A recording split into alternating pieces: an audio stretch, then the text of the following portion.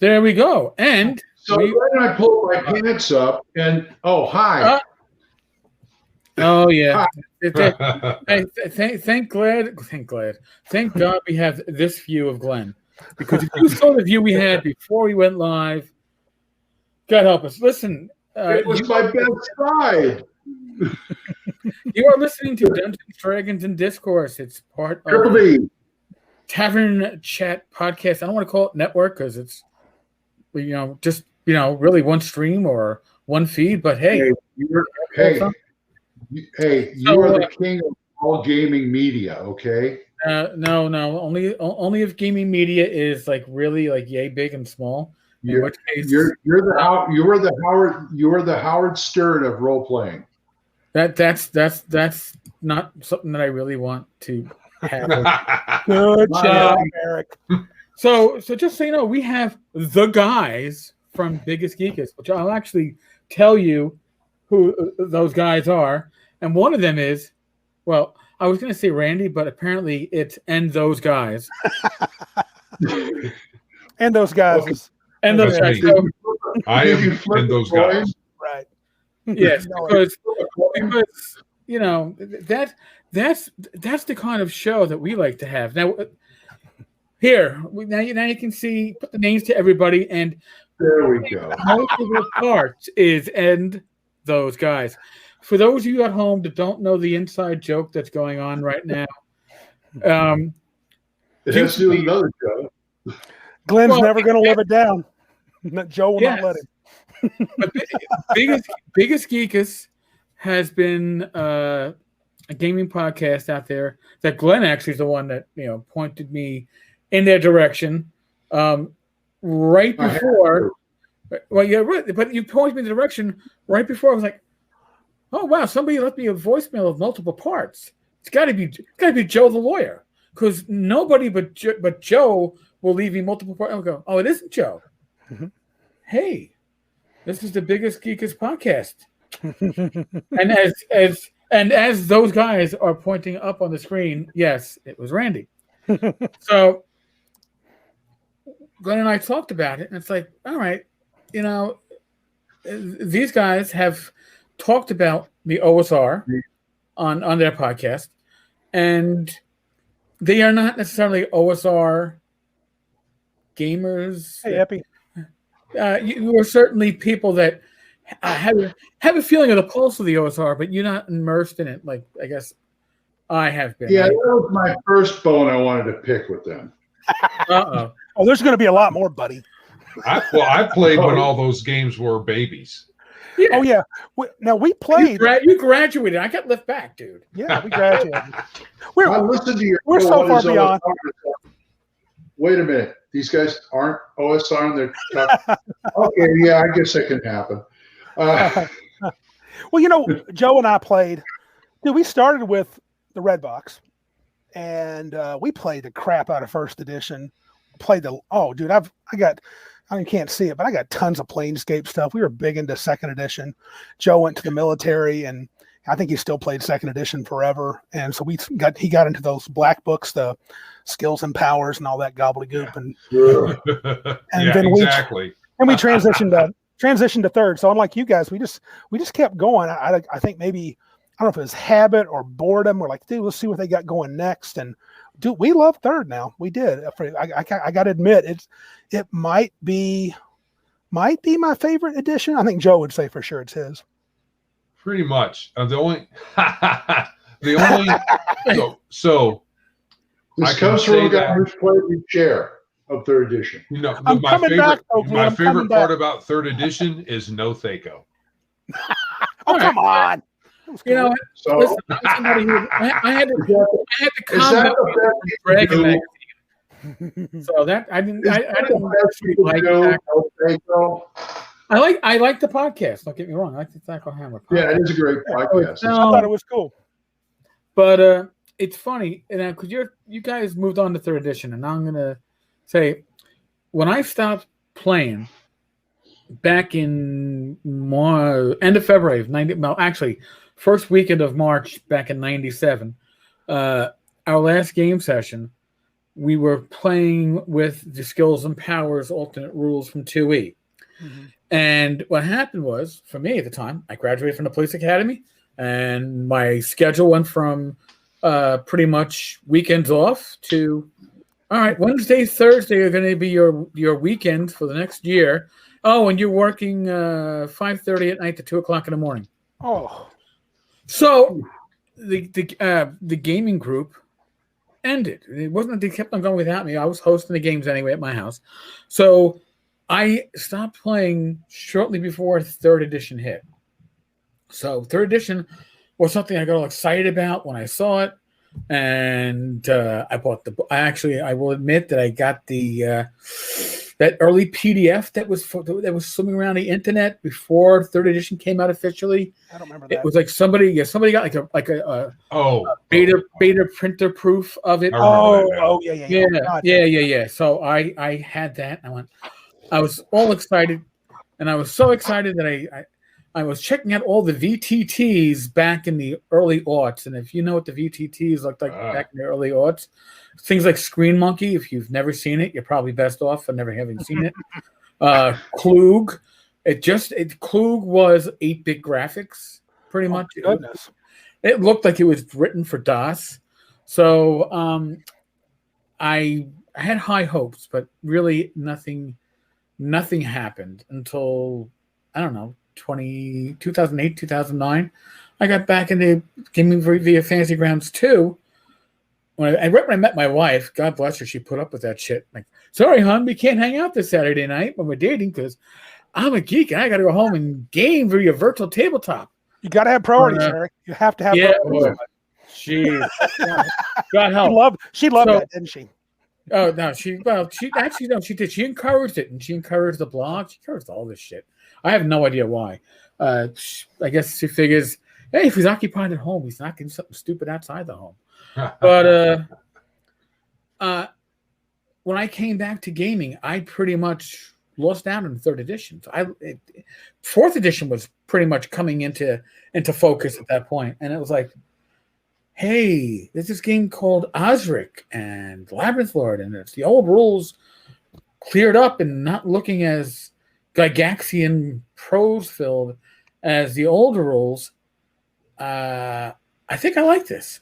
Oh, come on, you didn't like the old milieu?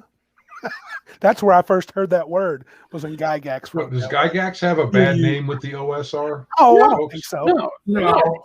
He has a very good name with the OSR, but the issue, I think, is as I got older, there's a few things. First off, my eyesight sucks, so some of those earlier books are so condensed in their type, kind of like. Mm-hmm. But stuff that as I grew up on, as I think I started gaming when I was 12, and I was right with the AD&D, the DMG, the Player's Handbook. So you jumped into that, and you forced yourself through it, and you kept that dictionary nearby to look up words, and of course it was Gygax, so there were words that weren't in your standard dictionary. So then what you had to do is figure it out from the context and how it's being used, and that was great for the time. And there was something very magical about that.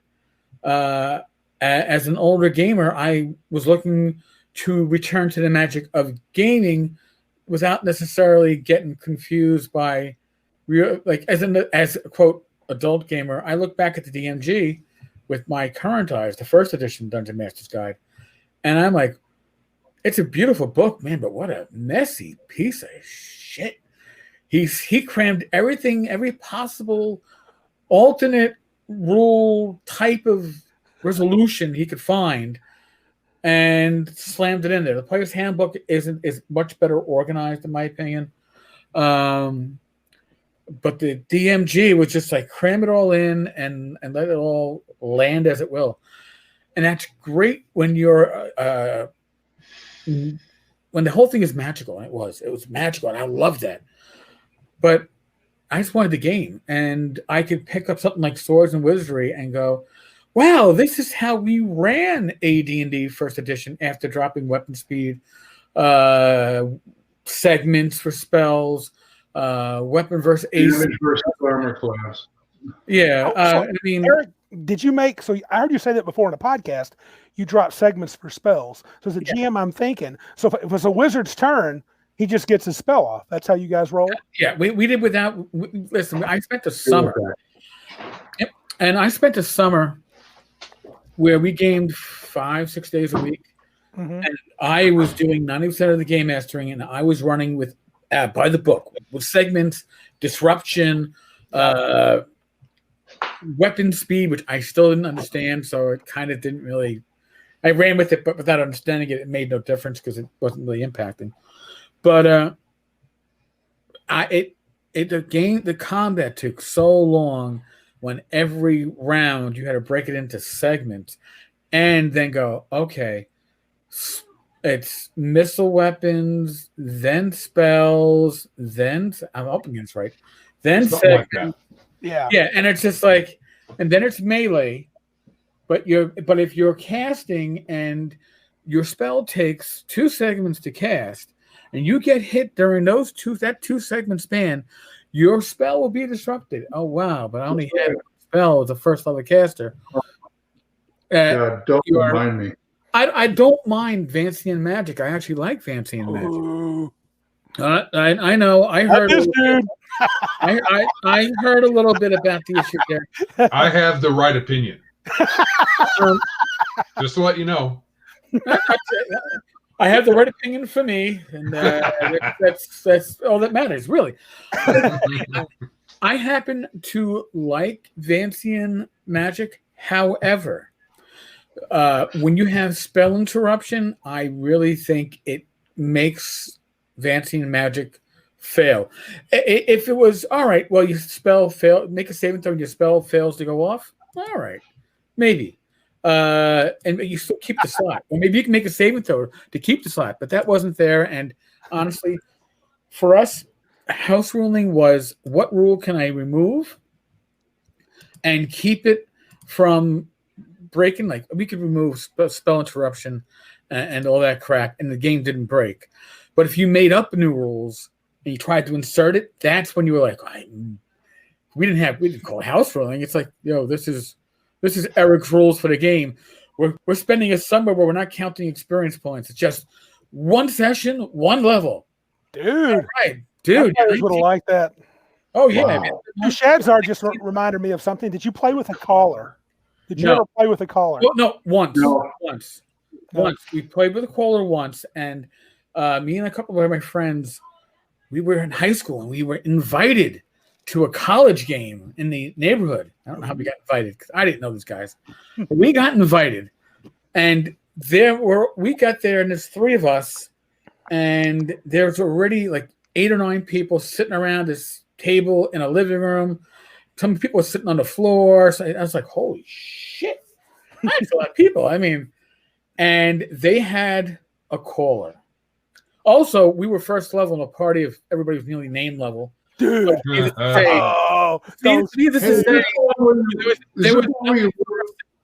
what did they call you in there to carry their stuff? I was going to say, Minion, hold my sword. Pretty much. So, and the when you ruined the dungeon with rock to mud? No, that's what I had. That was the convention game at NYU where I was told never to return. That's really? No. I thought that was a great move. What's that? Tell that, Eric. That's sweet. I've heard it on this podcast. That's good. Okay, so actually, my same 2 friends. But by the way, the caller thing sucked because we couldn't get a word in edgewise, and we were noobs, so we weren't allowed to say anything. So right. But we went to NYU for a gaming convention. The first gaming convention I went to, I think I was 19. My friend Andrew was 19. Lenny was 17. And it was also my first real interaction with a New York City police officer. So we got off the train, and this is Harlem in the mid-'80s. And we have a map, which really doesn't tell you shit. There was no GPS back then. It's like, oh, there's a cop. Oh, the cop, hey, excuse me, officer. He looked at us. We don't look like locals in the neighborhood. He's like, yes. He's like, yeah, we're trying to get to, Columbia University. It's at Columbia. We're trying to get to Columbia University. He goes, all right, well, really, that's just due west. And you're like, oh, okay, because you get off the wrong train. You should have gotten off on the one train. I'm like, all right, well, we don't take the train off. Goes, all right. Well, cut through Morningside Park. Actually, no. Go south 2 blocks to 110th Street and cut across on the street. If I send you through the park, I'm gonna have to answer a call. Holy crap, dude! Talk about tough side of town. Yeah. Oh, and I got promoted in 2002, and where'd they send me? The same precinct. Oh, in any case, it was a bit better then because Columbia, it cleaned up over the intervening 15 years.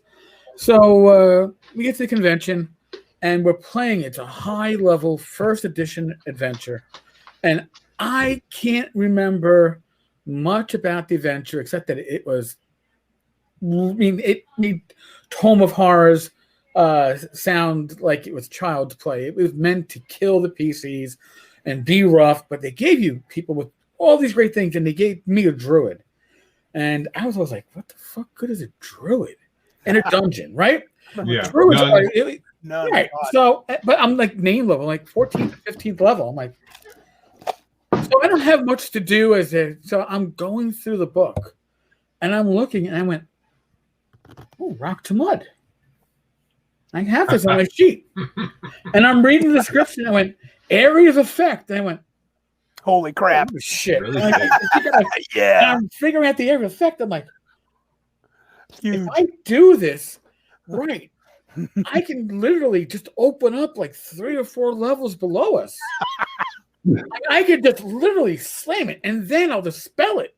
So Straight to the Omega room.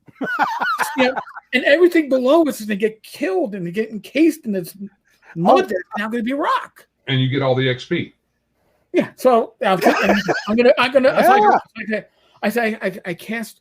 I cast rock to mud to the DM. Now we're playing with it's my 3 friends, and the rest of the guys are all Columbia students, and they're like, DM's like, what? So one of the players goes to me, casting rock to mud. I'm like, yeah.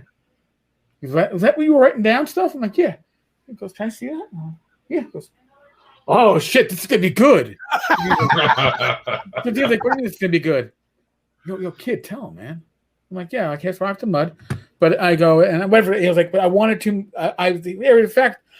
I want it whatever, 20 feet wide and 30 feet deep, but the rest of it I want going down. He goes, going down. Well, it's cubes, right? So I want the rest of my area of effect going down. Well, how far down? I don't know. I think the way this works out, I think it's 80, 90 feet. He's like, what? At least. And he goes, I go, yeah. So he looks at his sheet, right? And he goes, all right, fuck this. The game's over. All right. So and I went, and so I'm like, holy shit, man. That's great. I defeated the dungeon. DM turns to my friend Andrew and goes, hey, you ever want to play with a real gaming group? You can come to the Columbia game days. And I'm just like, really? And I'm thinking, I just defeated the dungeon. No, I fucked up somebody's.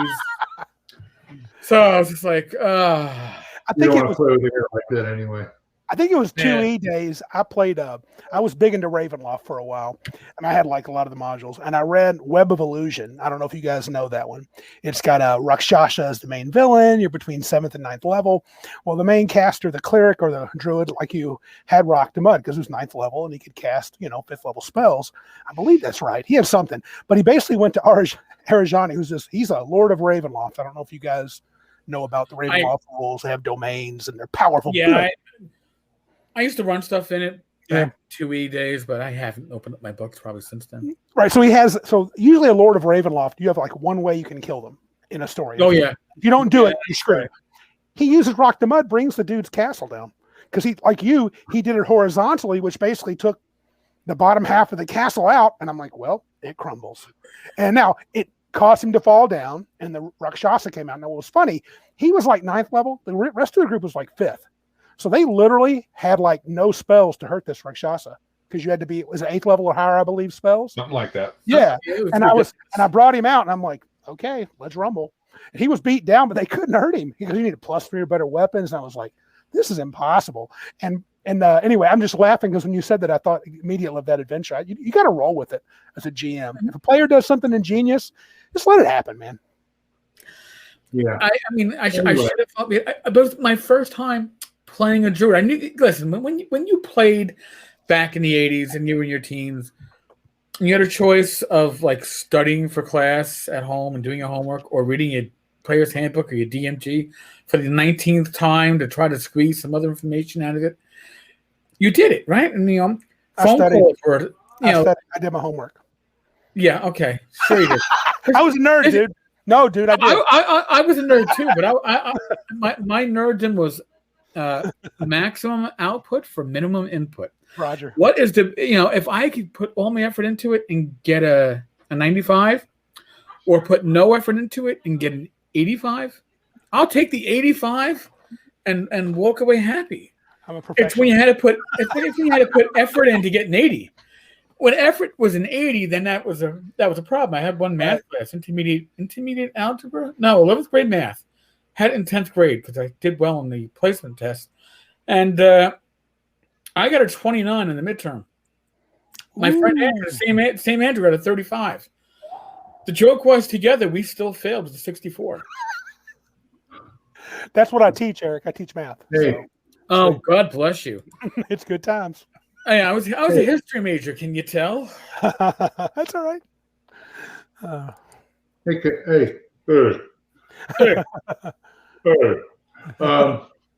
One thing I wanted to address, and this is what made me say, why don't we all do this together instead of me putting like 5 separate messages on there? Yeah. Was you guys said that old school D&D sucked at lower levels. And I'm here to say, I'm not going to disagree with that. No, I'm shocked. See, now I will disagree. I enjoy the lower levels anyway, because everybody who's played, any Grognard plays OSR know the sweet spots from like 4th or 5th to say 8th or 9th, maybe 12th. That middle range right there, that's the sweet spot. That's why a lot of these newer games, like Astonishing Swordsman, it goes up to level 12. Right. Because they know once you get to that sweet spot, you want to stop. Joe's a high-level fanatic. I want to be level 30, man. I want to keep. Why not? Why? It's like not all of the games had many rules, especially the early ones for when you got past those mid levels. It was just a hit point or two, and just get 1 million experience points a level or some ridiculous thing like that. But I just if you got 20 levels that your class can go to in the book, why not try to do that? That's why Why stop? Because what happens is you stop, you go back, and you get up a few levels, and you stop, and you go back, and you get up a few levels, and you stop and go back. It's just kind of, you play like 1st to 5th level 1 million times, and I know these levels really well. Mechanically. But that's it. Well, So that's what it is. It sucks more because I've played them so many times. You know the deal. You've played every class. You played every race, and except Druid. Because nobody took a Druid, and then Tui, I always wanted to play the Bard, but I was mostly the GM, man. I was like, I like Bards. Bards, the jack of all trades. Listen, you're talking to the person who wrote Swords and Wizardry Light, right, for levels 1 through 3, and then came back with James Spahn and did Continue Light through level 7. And I was ended at level 6, but Bill Webb was like, I like this idea, but I want 4th level spells. So you gotta go to level 7. Also, until a couple of years ago, that 2-year 5e game we played, where I actually retired a character. Before that, I started in 1980. Before that, I had never played a character beyond 8th level. Wow, that was it. So I was used to that kind of lower level type of stuff. Would you guys say then? Do you think, well, Eric, so you must play a lot of low level too, Eric? You do? Yes? Because of Swords and Wizardry Light, that's kind of your game? Well, when I run at conventions, I run Swords and Wizardry Light because I can tell people to come back with your character at another convention and you've survived me twice.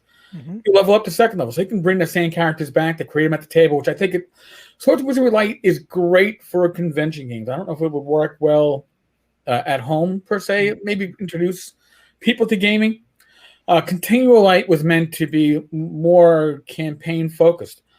My experience though, as a GM, and I'm not gonna get my experience as a player is dwarfed by my experience as a GM. So I can only. Me too. You know, I was always like, all right, who's gonna run D&D? Fuck, everybody step back. Looks like it's you again. It's like a Three Stooges movie. Yeah, no. I'm so used to the one. See, I started on first edition. Yeah. I never used basic. I started on first edition, second edition, third. I played some and I thought it was too. I didn't like it. Fourth edition. Screw you. I'm going to the OSR. But when I did Save or Die, I got back into gaming again. And my thing was the rules cyclopedia. Imagine my surprise when I opened the book and find out it goes to 36 levels. Yeah, dude. I like playing Wizards. Yeah. So I know Greg Mentor likes high level play, but this is ridiculous. Well, Wizards, clerics to a lesser extent, they get stuff almost all throughout their career because they get higher and higher level spells. So you look at the higher level spells, you're like, oh, that'd be cool to be able to have a character do that, but Meteor Swarm. you never do. You never do because you stuck at the mid levels is where games kind of fizzle out a lot of times or whatever. And my question was, go ahead. My question Back to you, in the old school, it was like, you kind of made it once you get your first fireball spell. Told you. It's like, I made it. I'm a made man now. Well, see, that was my question. I think it's interesting. Look, I'm somewhere in the middle because Joe knows I may have talked about it. I've run a campaign in third edition from first to 30 plus. I mean, they became the equivalent of overgods, and that was fine. I had a good time. I can also run low level, and that's fine. But what I'm wondering is, so it sounds like, would you say you guys are representative? And I may be putting Eric in a box here, and I don't mean to. Of the OSR. He's already in a box. It's okay. Yeah, true. We're all kind of technically in a box. Good call. So anyway, four of us. So the question is, do you think most big OSR fans? I know the Shadzar mentioned on the comments he mentioned he liked low level. Do you think they're kind of 1 to 8, and after that it's kind of he says where you learn about your character. That's cool. Parts and Psionicis in the trash. So anyway, just Psionicis. Oh, okay. Well, but anyway, you can't play a bard in first edition without being like what, 9th, 100th level. 100th level. No, you got to start out with 1,500 hit points. You do, because 4 levels as a fighter. Yeah. 5 levels as a thief, and then you become the bard, and you keep those 4 10-sided hit dice. The 1 6-sided you got from your extra thief level, so passing your fighter level, and then you get an extra, I think, 10 d6 from being the bard. So yeah, they were the hit point machines. If you saw a bard, you better show some respect. There was an old Dragon magazine. There was an old Dragon magazine article where that's what they did. Everybody quaked in the boots when the bard walked by. So my question is, do you think you're representative? Do you think the OSR? Because Joe and I mean, like I said, we're old school gamers, but we're not. We're old gamers that have played the old games. Right. Aged. We're aged gamers. Aged well. So anyway. Like a fine wine. Fine wine, yeah. And we're like skunky beers. I got it pretty well. So anyway, you guys, would you say you're representative? Do you think most OSR players like 1 to 8? Or maybe 1 to 10? And dude, after that, it just gets stupid. Like Glenn said, you get a fireball, I'm the king. I'm going to talk from my experience, my groups, even my convention play. Like Glenn said before, you hit 5th level, and especially for your what they call now arcane casters, that's that sweet spot. Then you get that fireball spell, and it's like, woohoo! Now I can kill the whole party with a TPK thrown it into a 10x10 room. Awesome. But I personally feel as a GM, I can handle at a convention a group of up to 10, 12 players with a game up to like 7th, 8th level, 4th level spells and less. Once you start hitting 5th level spells, so 9th level, you need a smaller group. because the more high level characters you have, the more fucked up variables you have, and that's part of it. You got teleport. Teleport changes the dynamic. That's a big. It changes a lot of that stuff. Now, to me, because usually, except for that summer where we did, a session's a level, and we got people up to like 20th and 22nd and 18th. I got my one wizard hit 18th level. Valen got his wish spell, of course. But other than that, I ran a couple of games to name level 10th, 11th level, but those were campaigns where we generally had 3.5 players, right? You had like that fourth semi-regular player that would come in, and maybe one or two henchmen in a party that were solid that became like quasi-player characters. Yep. But if you had a large group, when I ran groups in college and I had 8, 9, 10, 14 players. Dude. Wow. That's a lot. You want to keep everybody, when you want to keep everybody involved, you can't do that once you start hitting the higher levels, because everybody everybody gets a chance to shine. No, everybody will suddenly be the person that steals the adventure from the rest of the party because of their one ability that you didn't take into account. So as your player characters get higher in level, the variables get higher. I never had a problem giving out scrolls with high level spells, because I always knew, especially for the spellcasters, the ability to cast, I don't know, Ice Storm, Raise Dead, True Sight, Limited Wish. These are all things that they, wanted to reach. But listen, we've been playing for 6 months, once a week. The party is now 6th, 7th level. We've had a few PC deaths to round it out. That's maybe why you guys didn't get to 8th and 9th. But you do have your limited wish spell. Now, are you going to scribe that into your spell book and hope that you're going to get to, 14th level so you can cast it? Or are you going to use it when needed? You're going to use it when needed. So you can kind of supplement that, especially for the casters, that dying urge to be a higher level. Listen, again, bust out the big ones. Yeah, they want to bust out those big spells. Because just like the fighter once there, I want my +4 intelligence sword with a very low ego, so it doesn't try to take me over, because I'm and have no charisma. And I want to attack 3 times around. So where's my vocal sword? I mean, he's got one. And I'll be honest with you, as much as I enjoyed Unearthed Arcana as a player, for first edition, as a DM, it made the higher levels even that much harder to game master. It added more variables, especially in the spells. It made your fighter classes much more powerful, with the specialization and double specialization. Right. It did. And point blank attacks if you took it in a bow. So it became. It changed. It changed. Again, as a player, I loved it. It was like I saw those rules, and the first thing I said is, I want to play Illusionist in the next campaign. They're like, what? Well, no, but if I roll high enough, I'm going to be a fighter first. They're like, what are you talking about? And sure enough, I had great rolls. I'm like, all right, 1 level as a fighter. I'm spending 1 adventure as a fighter, get the second level. And I'm going to be an illusionist. They're like, yeah, but I've got 2d10 for hit points. Like, yeah, I cast Phantom Armor. Once I'm 3rd level, I can carry my 2-handed sword. Nobody's going to disbelieve my Phantom Armor.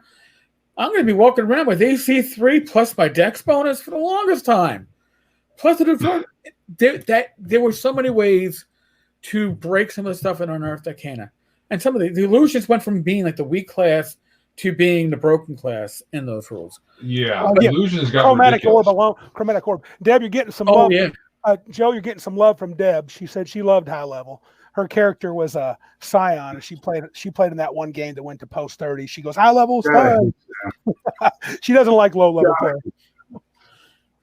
Again, I think that high level play, you need a concise party. Because as a GM, first off, any pre-written adventure that I ever got back in the old days that was for high-level play was all tournament play, so it was all meant to kill player characters, not really to keep your campaign going. Any of that stuff.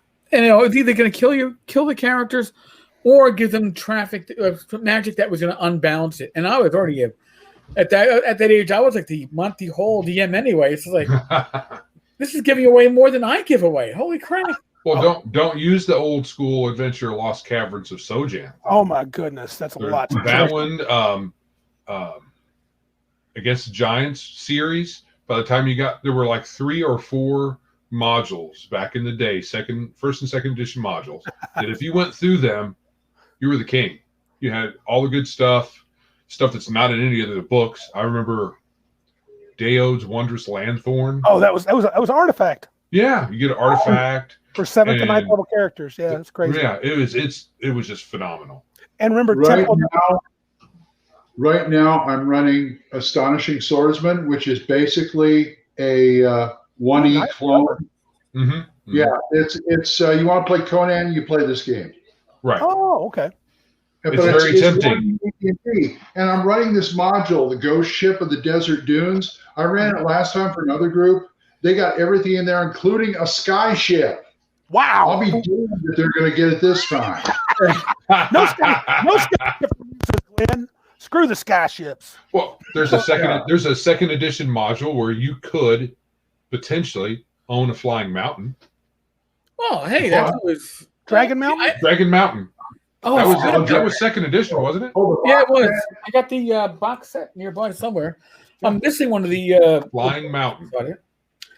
Now, Chatsworth brings up a point here, though, about first edition, and I didn't see this necessarily the same in second edition, but in 1E, you hit name level, and if you got your stronghold, you got your followers, and what I've found is that once my players start getting their keeps, their wizard's tower and stuff, the gameplay it changed from we want to adventure and go to dungeons and kill their stuff to we want to raise armies and take over the wild coast. Yeah, we could never do that. Oh yeah, my players wanted to do that. They wanted to take over the wild coast. Why could you never do that, Joe? Because if we ever got hirelings, they would be evil and they turn on us and assassinate us. I only did that every time. Very rarely did we ever get to build a castle. Build a castle? Who do you think you are? Yeah, you're nobody. You're only 14th level. What does that matter? No, I think that's one thing that's cool about low level play. I think if the fireball is sort of the king spell and 9th level you're like a lord, I think it would be, and we've talked a lot about time that we have to play. I think as you get older, everybody has the issue of how much time you can invest. I can't sit and play for 14 hours a day for 3 days in a row on a weekend like we used to. And if you get to, 9th level and you got your keep, and then imagine you take then these other characters that could be the children, or they could just be some other characters in the town that you now kind of lord. Yeah, that you're lord over. Make your new characters. I mean, there's something cool about that continuity that could be really attractive.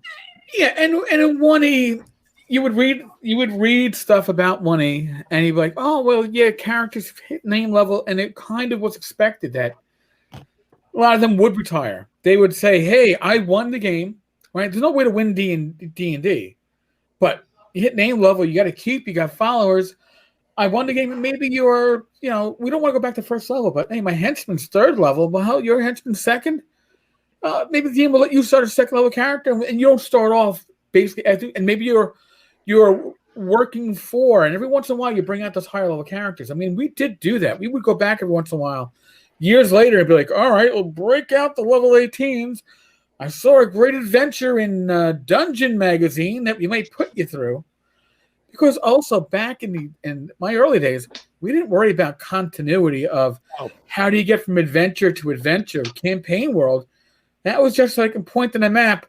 Well, yeah, G1 is over here, G2 is over here, but Slavers was over here. That was all it was there for. We weren't worrying about hex crawling, and we didn't know about hex crawling. I thought that when I saw Judges Guild stuff at the Complete Strategist in Manhattan, I was like, what the hell is this shit printed on newsprint? Our group just played whatever module I bought. If I found the new module, oh look, Lost Cabin, Champ, we're playing it. Sit down. Right. I'm DMing. That's what we're doing. Yeah. Right. I mean, that's how it was. I mean, Right, we did all the right. time. Yeah. Mm-hmm. Yep. Point crawls are easier. What's the difference, Glenn? Point crawl versus hex crawl. Okay, you got these guys who like to run hex crawls. I'm one of them, but I don't get to do it.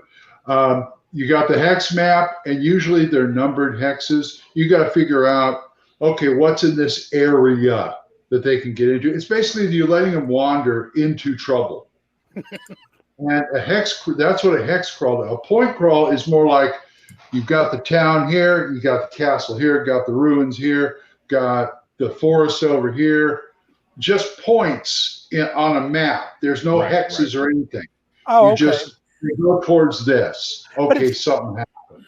Oh, maybe by the way, they're both sandboxes. They're both different ways of sandbox to play. Right. And thanks a lot, Glenn. My wife just said she wanted a skyship. I really appreciate that. I appreciate that. Now you got to run the game. I know. I do now. Give her a skyship. Dang it. What can I say? There's $70 right there. Okay. Out the door. I mean, I still remember the first time I tried to run something that was kind of like a hex crawl, and I wanted my players to. We were doing T1 to 4, but they left Hamlet, and I was like, all right, we're gonna bring them. You know, they're gonna come back, and they're gonna do this, and second level party in the wilderness.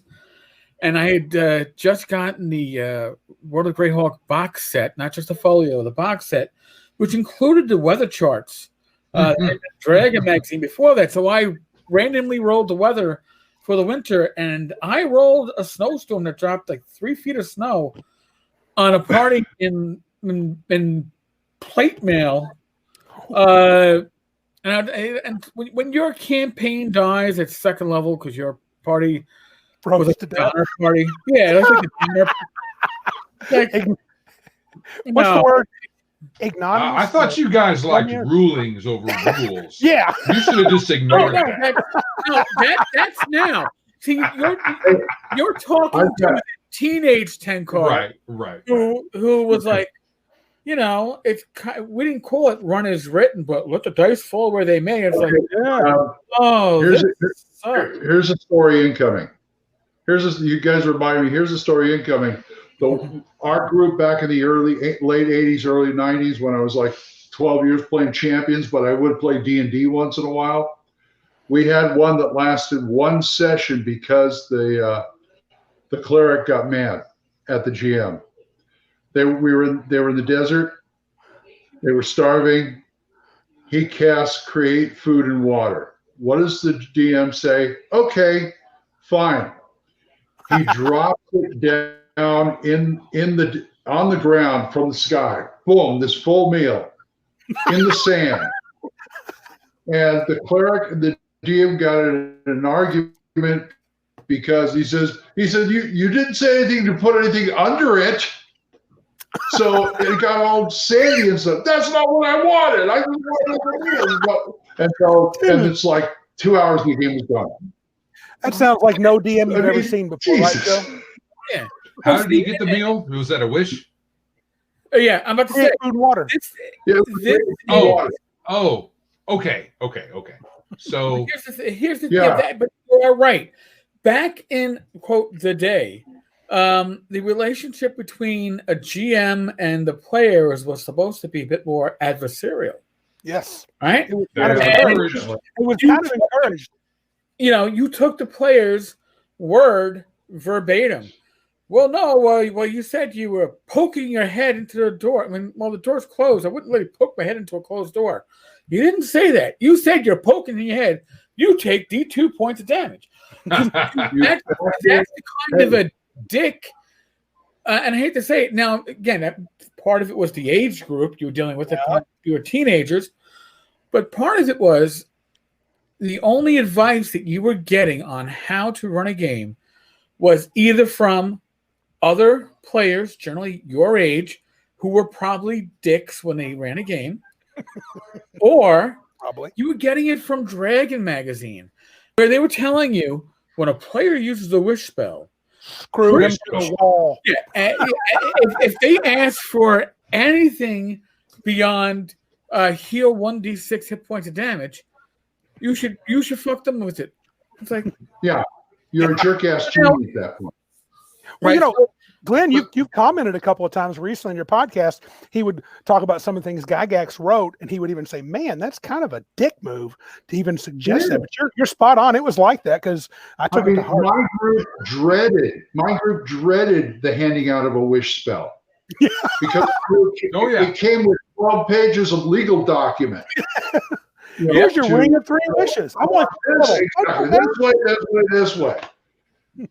I remember reading articles about how you should adjudicate wishes, and if the players wish for gold, what they do is they get teleported into the king's vault, and then immediately arrested and executed. I mean, Gygax would.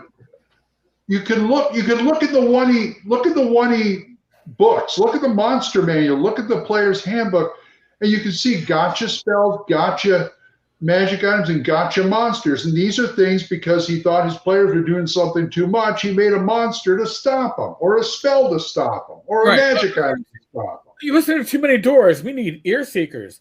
You're searching for too much refuse. Need rock grubs. That's how a rust monster came to be. Yeah. Do you guys think? Now I know you guys didn't play 3E and you don't like it. That's fine. And we don't play it. I didn't say I don't like. Listen. 4E is the devil. All right, I will say we agree. We owe a lot to 3E. You got to realize that. I have a fondness for 3, not for the rules per se. Exactly. For the SRD and the OGL, because these are concepts that allowed old school gaming to have revival. Yes. Yeah. It allowed Stuart Marshall and Matt Finch to put together Osric. And they got Wizards of the Coast sent a letter saying you can't do this, and it was smart because Marshall was out in the UK, so I figured, well, they're really not going to do anything across seas, and Matt was a lawyer, and he was just like, ignore it unless you get something official. Where they, it's one thing if they actually file, but if it's just we don't want you doing it, you can't do this. They ignored it, and that was it. Well, the way Matt told it, he says that they wanted to see it, and he knew better than to let them see it. Oh, well, couldn't they just purchase it? Oh, I guess because they could have purchased it. They wanted it prior to release, and it was. Oh, okay. So here's my question then. So that's a good point. So with 3E, imagine if Gygax has all these, and like I said, I love the dude. I appreciate what he brought to our hobby. Him and Arneson both, I think it's really cool. I mean, that's why I'm here. So, but if you wanted a game that's adversarial, I don't think that's necessarily wrong. That's a way to play. I actually think, and we did this. We have a yearly thing called Cabin Con that we all go together, and it's coming up here in May. We do this, and we had a series of a few years where we played a game with the 3rd edition rules, maybe Pathfinder, whatever. I think they're so well codified. I guess the word's codified. They're so well codified that you could have an adversarial game. Now it can't be because the GM can always win. Right. He can win. But if you're like, let's try to play fair, let's try to play the rules as written, which we tried to do right for the longest time, Joe. And you could have a very interesting competitive game because we did it in an arena style using the 3rd edition rules. Whereas I don't think in 2nd edition or 1st you could do that, or old school. I don't think you could do it very well. Because I don't think they're not codified the way, there's not a rule for every situation or a situation for every rule. Yeah, that's certainly. There shouldn't be. There shouldn't be. That's an old school opinion. I don't disagree. Glenn. You can always take a rule set, and I'm an example of doing it. You can take a rule set and cut stuff out, and you can remove stuff, and generally you can do that with less risk of breaking something than by shoving something in. Because shoving something in will be guaranteed to change balance, especially in 3E. 3E is a very, I don't say it's mathematically balanced. It has all this stuff, not perfectly, but it's got these concepts that are meant to balance stuff out. They're meant to. And you can remove stuff, and likely things won't necessarily fall over, but you add stuff and you're going to tip it one way or the other. Now, I think you can do both to make things tough. Yeah, Chadzar has a point here, but I'm going to give a counterpoint to it. OGL was never needed because the Supreme Court of the U.S. said game rules cannot be copyright, only their presentation. And the Wizards of the Coast versus Yu-Gi-Oh! Lawsuit, Wizards of the Coast tried to copyright the tap mechanic. Well, that is true. And if you look at the OSR, if you look at Crawford, Stars Without Number, all right, he publishes rule sets. He's used that rule set with other stuff. Spears in the Dawn. He's got some great releases. The thing is, it's not OGL. You'll play it and you go, this is the D&D mechanic. This is old school gaming. He doesn't write it under the OGL because yes, but you know what? He can do that and he can rewrite it all, and that's great. But what the OGL did was give you a safe harbor where you didn't have to reinvent the wheel in order to have a wheel. You were able to take the wheel that TSR had presented and you can replicate it within limits with their permission. And that's the great thing the OGL did. It opened up the water. Yes, you can use you can use copyright to reimagine an old school D&D rule set. Was Dragon's Foot around before the OGL? Because doesn't that website have a bunch of stuff? And I mean, they had a lot of stuff that I used to wonder and like, how are they printing this? How are they putting this on the web? And TSR was kind of sue happy for a while, right? They were kind of like putting their thumb on people that tried to publish anything that was even close to their quote unquote. The Lorraine Williams years. Yes, we remember. Yeah. Okay. Yeah. TSR, they sue regularly.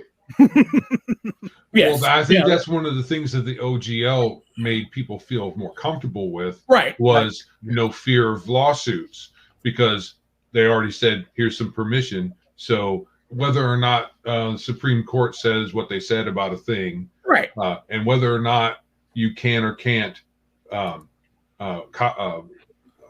use a game rule because they can't really be copyrighted or copywritten. I don't know which one of those is correct. Anyway, you're asking a New Yorker, and we can't speak for sure. Right. Either way, whether or not those things can be done, you can still get sued and spend a bunch of money in court for some court to figure it out one way or the other. And we're all Americans in this room, so we all know that in the United States, the threat of a lawsuit is often enough to make people go, because somebody like Wizards of the Coast, with the backing of Hasbro, can afford to spend millions of dollars on a lawsuit with lawyers. And little old me, I want to put out my AD&D 1E adventure, and I risk that. And now some people are going to go, well, you should do it for the hobby. You should take a stand. I'm not a lawyer, okay? Yes, I am blessed that I have a pension that allows me to be active in this hobby creatively, but no, I don't want to put my ass on the line to do something. So the LGL, do you give up some rights with the OGL? Sure you do. But there's one secret to the OGL that a lot of people don't talk about, and it's almost like that share and share alike license. I write something. Listen, Matt Finch wrote Swords and Wizardry, and he wrote different versions of it. I took the Swords and Wizardry white box rules and cut out 90% of the rules or more and brought it down to 4 pages. Wow. 4 pages? 4 pages. 4 pages, 3 classes, 3 levels. Oh, okay. Okay, and 4 races. Players, I didn't do the layout. Zach Glazer did. So it comes as like a laminated, kind of like folder looking. And the outer pages are all the players' info, the classes and stuff. And the inner pages are the monsters and the combat charts. It's great. Now, that was published by Frog God Games. I didn't have to worry about any trademark infringing or copyright. I had the idea. I mentioned it to Zach, who was a partner at Frog God. He's like, dude, I'm going to run this up the chain, but I think that we got to run with this. And they give it out for free. So anybody who's listening, including our co-host tonight, if you reach out to Mike at Frog God Games, it's Michael Battalato on Facebook. Is that bad, Mike? Is that bad, Mike? and say, hey, I'd like to get my hands on a copy of Swords of Wizardry Light. If you live within the continental U.S., they will mail it out to you. It's also available free in PDF, but they will mail it to you for free. All right. So when I go to conventions, I give this stuff out. I hand this out. It's great, but that's what the OGL allows to happen. Like, people have hacked the Swords and Wizardry Light rules and Swords and Wizardry Continual Light rules into other rule sets, and I think it's amazing to see it. You see it, and it involves something that you never expected. You're like, wow, that's based on something that I wrote. That was based on somebody that Matt Finch wrote, which was based off the 3rd edition OGL, which itself was based off Gary's work. And that all is, I think, what the OSR, a large part of it is this ability to share upon the work of others and make these new creations. And you're not infringing on somebody's right by doing so. But yes, you give up to your absolute right to it. Now, some publishers, I'm not going to name names, with their OGL statement, the only thing that's open game license is the actual, like, maybe statistics. So, like, the actual stat block of a monster is the only thing that's OGL, but everything else isn't. I think that's kind of rude, but that's their right. That's why nobody can produce Mind Flayers, Beholders, things like that. Well, yeah, but those things, when that was opened up, when Wizards of the Coast gave us the OGL, they had a few things that they decided were not going to be open game content. Now, have they worked around that? Yes. Have they worked around Mind Flayers? Mm-hmm. Yeah, I got a brain beater. Yeah. Yeah. Eye Tyrant. Yeah. Eye Tyrant. Yes. You will find Beholders in Swords and Wizardry. You will find Mind Flayers in Swords. You just got to look. Right. Mm-hmm. So, on that vein, and I know you talked about it once, or you talked about recently, Eric, Dangerous Dimensions, which became Dangerous Journeys, which was Gary's attempt at another game. That got TSR brought the pain to that and shut that down. Even though, didn't they technically lose? Did Gary just not have enough money? No. You can't say when it was. First off, that was published by Game Designer Workshop. Okay, and I have Dangerous Dimensions because I picked it up at my one Gary Con, and then it became Dangerous Journeys because they were like, hey, this is infringing on our D&D trademark. Right. So Game Designer Workshop blinked. But then the lawsuit was against Gary. Gary wrote it while he was still under license and under contract to TSR.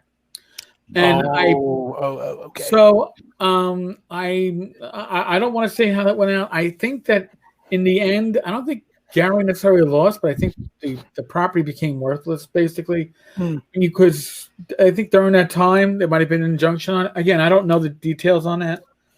I have a Dangerous Journeys, one of the books. I don't think I have. I can't remember the name of it. I think it's up here on my shelf. That's some complicated stuff there. It is. I mean, I was lucky enough. I actually got Steve Marsh, who used to work with TSR and Gary's Day, was part of the staff. He actually had one. I forget which book it was. It was the Player's book or the Game Master's book. And he got it from Gary. Gary signed it to him, to Steve. Thanks for being a good friend, all that stuff. He put it up an auction at North Texas. I was lucky enough to win it. So then Steve signed it over to me. So it's like, hey, it's one of those items like you can say the Providence. I can show you it went from Steve, signed by Gary, and then from Steve went to me. Oh, do you guys ever check eBay for stuff? No, I recently saw the red letter Monster Manual, first edition, with the red letter. So I guess okay. Signed from Gary to Andre Norton, the writer. Holy crap! And this dude was selling it for $15,000. That was I remember a bunch of Dragon magazines that had Andre Norton's mailing address on it. I guess they were from the Andre Norton's collection a couple of years ago. Yeah. See, I stopped checking eBay because there was a while when eBay was quasi affordable, and you could find things. This is for the OSR. Yeah. So I found like Empire of the Petal Thrones. I got the box was damaged. The box was crushed, but it was in the original shrink. Got it for I got it for less than $100, and it was the first thing I did. Whoa. I ripped the shrink off, and I Good opened man. it up. They're meant to be played, dude. That's good. Shantar just said TSR had to pay Gary money All right. for that. But at that point, though, the system was pretty much dead. I mean, listen, here's the truth. I think that Gary's releases after you left TSR. Anybody remember Cyborg Commando? I mean, I have that. I remember one of the few things I ordered from Dragon Magazine, because Gary and Frank were signing all this. What a fucking mess that was! Holy shit, unplayable mess. So I, but well, imagine Edison trying to able to use any technology from the light bulb he already invented. Yeah. So that was a bad thing that Gary had to go through. He couldn't use anything for fear of getting his butt chewed off. And he hit a grand slam with D&D. I mean, he hit the biggest home run ever. Legendary Adventures actually is a very good system, and I'm very. I found it right before Gary passed, and I was like, "Oh, look at this!" And I got my copies with Gary. Had signed them. He had signed a bunch of copies, and I was like, "Oh, this is great." And then Gary passed, and they all got removed from the market. I was like, because Castles and Troller Games got the license from Gary, and he was going to work on it with them. And they put out a box. They put out a box set, which really explained the rules a lot better than the initial books did. And Gary was a great designer of rules. He thought like a wargamer. Okay, and what appeals to wargamers doesn't necessarily appeal to the role-playing part of the hobby. But the box set that Trollords Games put out was edited well, and it was explained well. And I was like, this could be a great alternate to D&D. And then, Gail pulled the license. Got to go. Boom. Something I did, I just finished, was it last night? I got the PDF of the white box because I'm not going to pay for the white box. And I read Might and Magic, the first book, Joe. Everybody else. Have you guys read any of the, any of you guys have the white box? I have a PDF. I have me too.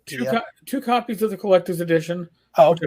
I got them both when they were under 100 on eBay. It's going back a while. Yeah, and I have the wood box reprint that they put out a couple of years ago. Oh, the nice wood box, really nice. I actually had two because I pre-ordered it from two different places, and I thought, wow, dang. I gave one away a couple of years ago, but are the rules playable? Oh my God! Not to our generation. It's a different creature, Eric. Oh yeah, Definitely. Huh? To wargamers, definitely it was playable. And Charm Person is boss in that game, Joe. He's the king. Charm Person is boss. Oh, really? It lasts until dispelled. Oh, yeah. I've skimmed through a lot of the older editions, and there's a lot of that. Low-level spells lasting until dispelled. And a lot of that is carried over in some OSR games. And you'll like the style of I have to tell Joe this because I don't think he's heard it. You'll love how they do the spells. It's not truly Vancian because once you cast a spell, you can't cast it again for 24 hours. Any spell. If you cast Charm Person, that's your one Charm Person for the day. You can't memorize it twice. Well, it was very powerful for a first level spell. Yes, it was. It was great. I don't know if it's a bad idea. Right. Well, I can get that. You've cast that, and now you have a slave until someone figures it out and dispels it. There is something to be said about short-term spells. Yeah. I've used those. I was in a game with the Monday group. We had to get by a Cyclops or something, and I webbed him. I was playing a magic user. I webbed him. He says, he's going to break through that in the next round. I said, yeah, in the next round. Get your butt up there and save the princess or whatever the hell it is and get out of there. Yeah. I just gave you a 1 round, delay on that. Right. That's what low-level spells are good for. Yep. Right. Yeah. Speed bumps. And a lot of... Pretty much. Yeah. But, a lot of... I played a convention game of, I believe, Basic. I think I was playing Bruce Hurd's game or something like that. But we had just been so beat up in this dungeon. I was playing an elf, and they are magic user fighters. And we opened the door, and there was a whole squad of orcs. Whoa. All I did was throw a web spell in there, toss a lit torch, and close the door, and we went on. Yeah, there you go. That used to be a strategy. I've seen people do that. Like, forget it. Well, there's a strategy No time that I for didn't you. realize. In the pre-AD&D, I'm not sure if this is basic, but I'm pretty sure it's in Lightbox. Magic Missile has duration of a turn. So what it is that if you're high enough, you can cast it and hold it. So now, if you know you're going to come into a big encounter, you cast your 3 magic missile spells. Your missiles are all like hovering around you like ion stones, and then you walk in, you let them all go at once. Dude, That's really cool. Right. that is pretty cool, actually. That's not bad. I Probably- I love the glitches and the spells. Yeah, that's something else.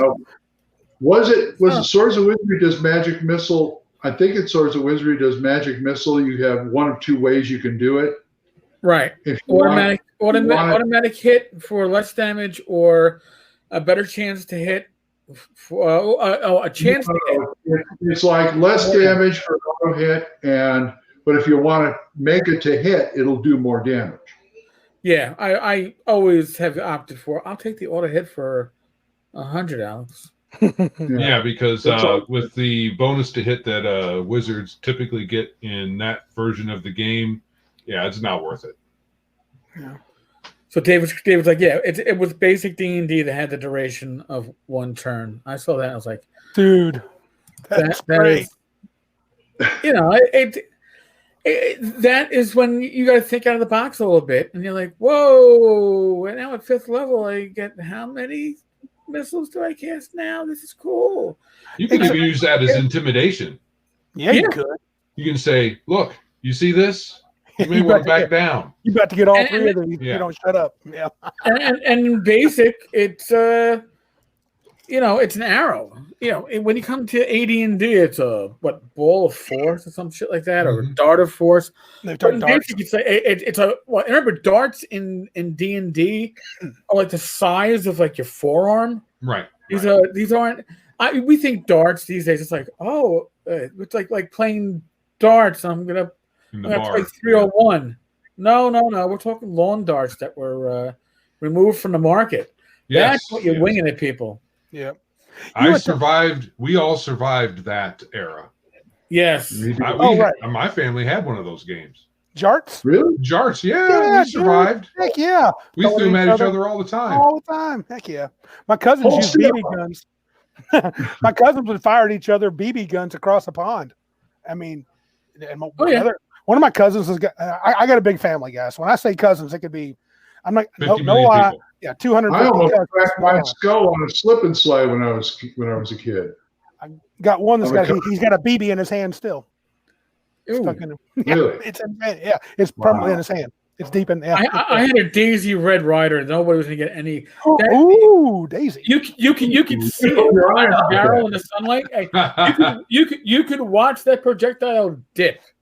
Okay, it wasn't gonna do anything good for anybody. Not even a D4 damage. Dang it! Yeah, it wasn't. Did I get off me? I was like, what? Stop shooting me with those BBs. It's annoying. So, do you think, speaking of the OSR, because I mean, Joe and I still have some questions. You mentioned yesterday in your show, Eric, that your demographics are like 85 or 90, depending on whether it's YouTube. Depending on the medium that people are watching. Mostly guys our age. Consuming That's mostly. Oh yeah. You said on YouTube you're getting a 20-ish something audience.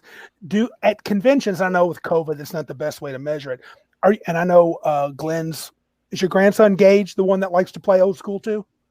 Yeah. There's some young folks. Old school. Right. I know he's a big 5e guy, and I like 5e. Joe doesn't, but anyway, do you think is there a segment of the gaming hobby that is OSR pulling any younger people in besides just Eric's, distribution of fans? Or I was surprised. I was surprised. Yes. Yes, I mean, I'll run games at conventions, and generally speaking, I'm probably the oldest person at the table. I'm 53 now, and Me too. I'm getting people that are younger now. If it's a game I'm playing in, I often find I'm the same demographic as everybody else that, in their 50s that found a way to the game table.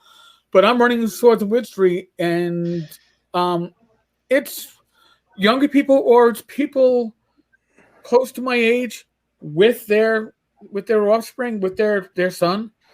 Shout out to Mike Gross and Michael Four, who have been at my games at ShireCon. I think part of it is that North Texas will grab an older audience. North Texas is aimed at old school gamers, probably around 350, 400 attendees, but the same number of special guests from the old TSR era and that whole time of early gaming as you'll find at Game Hall or GaryCon. It's amazing. I've done a bunch of Gen Cons. I mean, I went to the 50th a couple of years ago, the 50th anniversary, and I did probably 20, 25, probably more like 25, not all in a row, but close. But North Texas Con and Game Hall Con and GaryCon actually are three conventions that are kind of, because I was kind of done after Gen Con's 50th. I was like, I've had enough of this. But Glenn's talked about North Texas Con. You and Bad Mike have talked about it. It's definitely a con that kind of intrigues me, but I don't. It'll have to be when it's face to face because online gaming's only mine. Oh yeah, no, and listen, right there, Glenn. To North Texas. I am a lifelong New Yorker, although I've spent a lot of time in the Poconos. My family has a place up there. However, North Texas, from the first year I went, and this is the same convention where I went with my wife, Rach, and I was supposed to go with Joe the lawyer. He couldn't make it, so Rachel's like, "Oh, good. We'll actually have a honeymoon as opposed to a 3-day weekend." And it's like, we'll go away someplace for it. So she went with me, and she thought she wasn't going to do any gaming. Is she a gamer normally? Is Rachel a gamer? No, okay. No. But I got her I put her into games with GMs that I figured would be good. Matt Finch, Tim Schneider, Zach Laser. I just had a feeling for it. And at the end of Thursday, this is, by the way, we got there on Wednesday, and she was trying to show off her husband in the pool. Like, this is Eric Tenkar. Yeah, dude. Yeah, I understand. Like, you're here for the con, right? He's like, yeah. Well, this is Eric Tenkar. Who? Eric Tenkar. Tenkar's Tavern, baby. Come on. Yeah, she's like, I have no idea. I was like, which forum? I go, Knights and Knaves or Dragon's Foot? He goes, oh, Knights and no, because Dragon's Foot. I go, yeah, Rich. He doesn't read blogs. He doesn't know about. I go, don't relax. I'm just a big fish in a very small pond. Yeah. She had all these things planned out that she was going to go shopping and I can do this. So end of the first day, as I'm exhausted, I'm like, I can't wait to get back to the room. She's like, we're coming back next year. I'm like, whoa, what? Goes, this is fucking great. This is awesome. She was having fun. She was having fun role playing and playing the games, and just the atmosphere at North Texas is like a small town community. Okay, contrast to my wife going for the first two cons, and the third one she says, and she goes off and shops and stuff. The third one, it's like, yeah, go without me. No, Go. North Texas. Rach goes to North Texas to socialize and to play games. She'll play in more games than I do. I go there to run the table. She runs the table with us, with me and Mike. She loves it. I've been trying to get my wife to go, and because she likes more. I like role playing games. I'm not really a card and board game guy. I'll play them, but they're not really my thing. She loves every kind of game you can imagine, and she's like, I don't really want to spend a whole weekend playing games. But I know for a fact, if I got her even at a place like Gen Con and just set her down there in the main, what do they call it? Where they sell all the stuff. There's a name. Yeah, the dealer hall. I couldn't drag her out of there. She'd be trying every single game they wanted to offer her. She would love it. And Joe, you've never been to con, have you, Joe? No.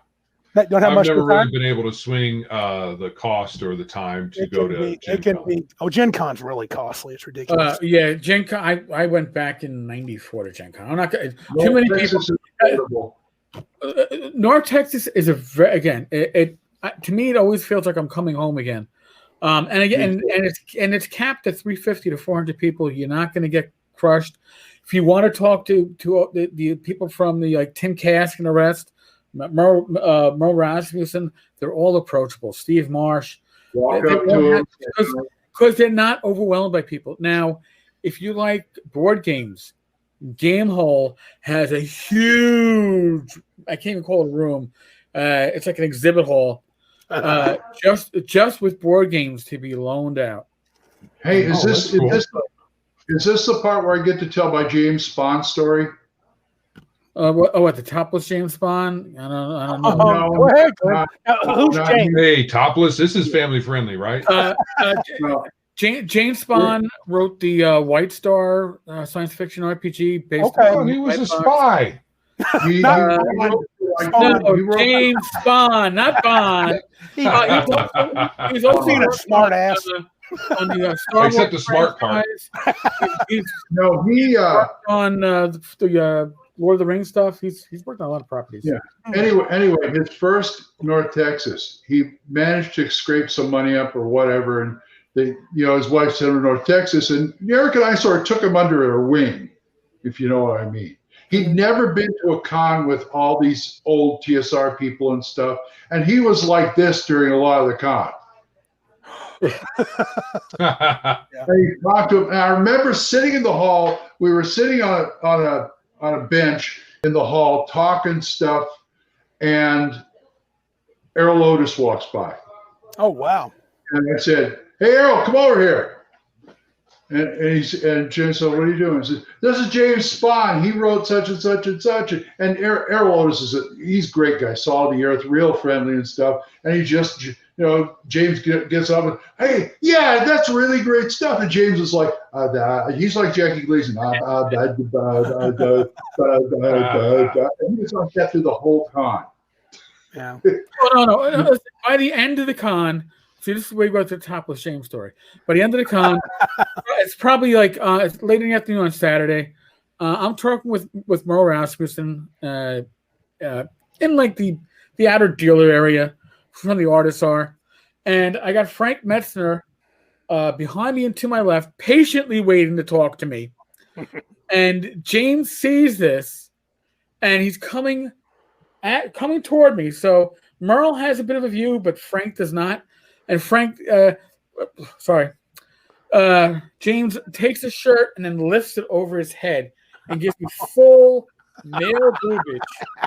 So Merle sees this. And Merle, the gentleman, he wrote Top Secret back in the day. Yeah. Merle just gently brings up this little smile and twinkle in his eyes. And he's like, he goes to me and just nods his head. I'm just looking at this like, what?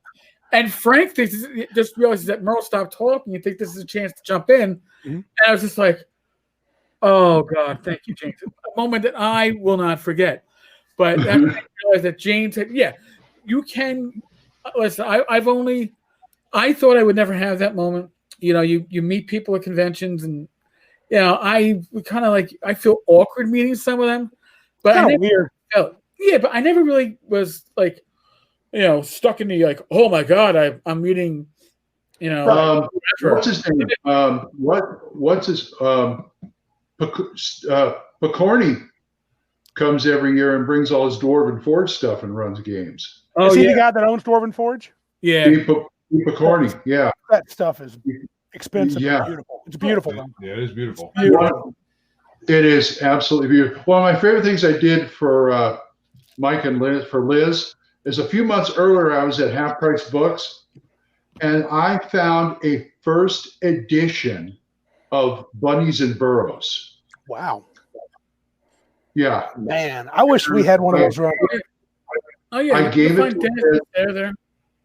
I gave it to Liz, and I said, "Now come over here. There's Dr. Dennis Cesare who wrote it. Go get him to sign it for you. Very cool. It's yours." Yeah, and you can do that in North Texas. It really is a different. I don't get very Star Trek. Like I've been to, like I said, probably 20-something Gen Cons. The only time I remember being a little bit stunned, and I should have spoke to him. Gygax was there, so this was in Milwaukee. Right. Oh, yeah. About what year? And he was sitting, and I've been told forever he was super friendly, but I was just kind of like, I'm looking at him, I know that guy, and I'm like, holy crap, that's Gary Gygax.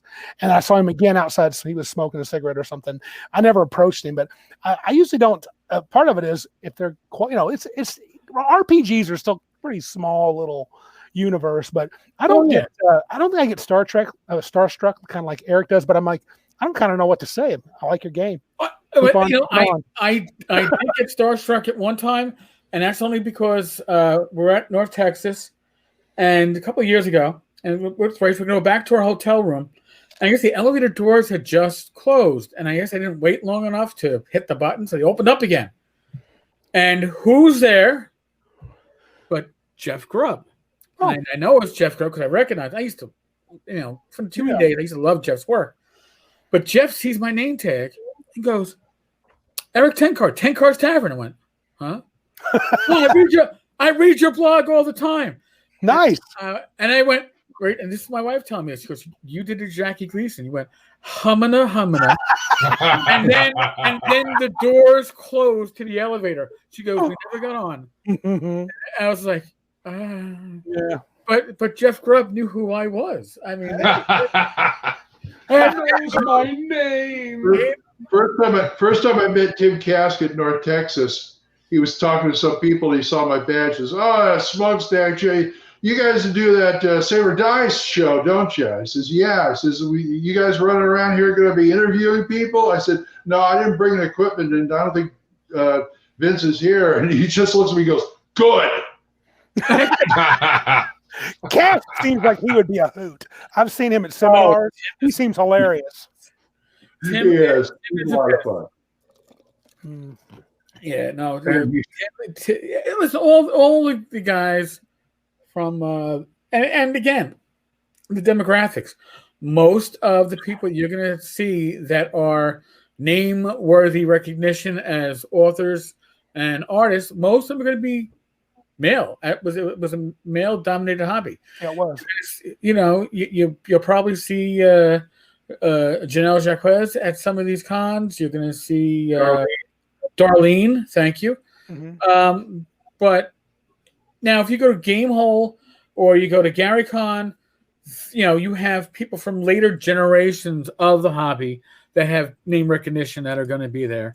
Mm-hmm. But North Texas is definitely 2 feet solid into the old school gaming aspect of it when it comes to their special guests. The first 4 or 5 years I went to North Texas, I got all my autographs out of the way. Yeah. So I did that. I remember one night, it was like 11:30, and I saw Steve Winter and Zeb Cook in the bar. Zeb Cook did play. I had a stack like that of 2E books. And I said, "Gentlemen, boom. Could you find these?" Get to it. I didn't even offer to buy them. There you go. Get to it. Yeah, I felt so bad. I ended up buying them drinks all night. Oh, Eric, are you gonna plump that money down for the Hand and Eye of Vecna? I'm still trying to figure out where How much is it? I got it for 120 on eBay. I bought it. No thanks. I pulled the trigger. Oh, jeez. Yeah, that's gonna include shipping. Really? Yeah. I'll hold free shipping. I'm in. Oh, that's Tim. I won't spend $5 on something like that. I love that. I'm becoming, the older I get, the more I like these vanity items, dude. So you're not sure if you're going to get it? I don't like to call it wife aggro, but That's good. Wife aggro. That's cool. That's hilarious. I pulled some of that in my time. Oh, Lord. Oh God! Lord Almighty. I went kind of. My wife was sweet today, though. She essentially okayed it. I said, "Well, do you think?" And she's listening. I was like, "Do you think this is worth getting?" Because I've been thinking about it. I know it's just going to sit on my shelf. She goes, "I got a perfect place for it." So sometimes she kind of pushes me. She helps me with my bad habits. And go ahead. Yeah, I know. You know what? You're right. I just ordered this engraved wooden dragon altar for Rachel's yoga setup. Oh, wow. Just arrived yesterday. That was like 110. I could justify this, dude. Sorry, you didn't think. And I'm gonna say yours would be $1 cheaper. Yours would be. I'm a math guy. Tell her it'd be $1 cheaper. There we go. 109. He still got you. Got two left. I'll blame it on Randy, and she'd be like, "Who's that bastard?" Hey, Randy, you mentioned you played Randy Marsh from no, not Randy Marsh. No, it's not Randy Marsh, but it could be. Hey, Joe, Randy, what do you mention? You played 2E for a while. Oh, I played through the whole run. Yeah. Yeah, we played the whole run. Were you ever part of the RPGA? Okay, for a couple of short stints at Gen Con just to get some games in. I've had both good and bad experiences with the RPGA. You got time for? Should I tell a story? I don't know if it's time. So I'm at Gen Con. I ran a Planescape game at Gen Con, my 5th or 6th Gen Con, and it was Milwaukee, and it was a pretty big game, and the guys liked it. I mean, a lot of guys, and then it was funny because the next day, these 4 guys who had played my game come and found me, and they said, "Dude, you ran a great game. Would you want to join us in the RPGA tournament?" And I'm like, "What's that?" And they're like, "Well, we just," and then it was like, the prizes were amazing at Gen Con that you would win if your team won. And I was like, and they go, "We came in 2nd place last year." And I'm like, "Dang, I don't want to screw you guys up." "No, you'll be fine." And before we go to play, Glenn, this tournament, RPGA tournament, they're kind of coaching me. "Now, look, you don't want to split apart. The key is to get through as much as you can so you can make it to the next round." I'm like, okay. So he goes, "Keep the role playing down. It's all about getting to the monster, killing it, taking its shit, and moving on." And I said, "Okay, I got you guys. I'm following you." And so I'm following the lead. And one of their guys ends up split. And they said, "Whatever you do, don't split the party." 20 minutes in, one dude takes off down this road in the city of Sigil, which I don't know if you know that. It's a massive. I remember. Yeah. And I'm just like, oh, crap. And we're fighting. We end up not getting through 2 rounds. We had a good time, and we lost. We didn't get to go any further. And I'm like, oh, my God. And they go, "Don't feel bad." And they weren't mad at me, but they were mad at their friend. Oh, my God, were they pissed? I imagine so. He just said, "What are you doing? You know that's not how you play the game." I'm sorry, Glenn, but yes, I played a couple of times. I did RPGA. Oh, Joe's done a lot. I did. When I was in the Army, and I was stationed in DC, and I did a few RPGAs, and it was fun until it wasn't. So I had a bunch of dudes. We all played for a while, and it was cool. And then the way that the RPGA modules are written, it's kind of wonky. The one that there's 2 of them that kind of just, after the second one, it was the last straw. But in this module, when you enter it, there's a giant, and it's a kind of giant that doesn't like cold iron weapons. So anybody that had a cold iron weapon, it would take your cold iron weapon from you, right? And if you didn't, he would throw down, you're dead, basically, because he's really tough. Oh, so he's way beyond you. Right. So when you get items in the RPGA, they're signed off. They have a card or something like that. Right. It's hard to get items, and if you lose them, it really sucks. And so we had 2 or 3 people in the party that had a cold iron weapon. It was magical, and they didn't want to give them up. So we threw down, and we all died. Fun. It was a giant. What were we going to do? What were we going to do? I got into the RPGA around my 3-5 days. And at the time, that was the only way I was gaming, because around where I'm in Oklahoma City here, if it ain't D20, it's crap. And Right. so I was in Living City, Living Forest. I registered for the RPGA, got my membership cards, and like my battle mat is an RPGA battle mat. They sent me for free. They send you stuff every once in a while. One of the things they sent me was the Fist of Emrakul. Do you know who Emrakul is? The chaotic. Yes. And with the chart, running through the huge city. D20 with all these runes on here, and then you'd roll it, look at the runes in the chart, and that's what happened. But it was a physical, it was resin cast, and this thing was heavy. And it's like so many times in a game when somebody was acting up, I just pick it up and I go, and they'd back down. I'm gonna throw it. Because if this hit your head, it would really hurt. That's More of a deterrent than I did. Yeah. So, did you enjoy your experience in there? I mean, I've had pretty good times the 2 or 3 times I played. Yeah. I did until I decided until they stopped doing it, and I figured out why the hell am I playing this game that makes me work too much? Oh, it's a lot of work. You got to keep track of everything. Hey, it's D&D for pencil pushers. Now, right. I did. It's D&D for bureaucrats. I didn't like the modules. The modules were no good. Yeah, I can see that. I didn't think everything they wanted everything had to be statted out, and I'm going, why? Yeah. I tried 4th edition at Gen Con through the RPGA when the year it first came out, or maybe it was the second year. I got into the game. My cousin and I were going to give it a whirl, and we just wrote, because the gameplay, I don't know if you've ever played 4E, it's so weird, it's so different, and I just couldn't figure it out. And the GM was horrendous. Really?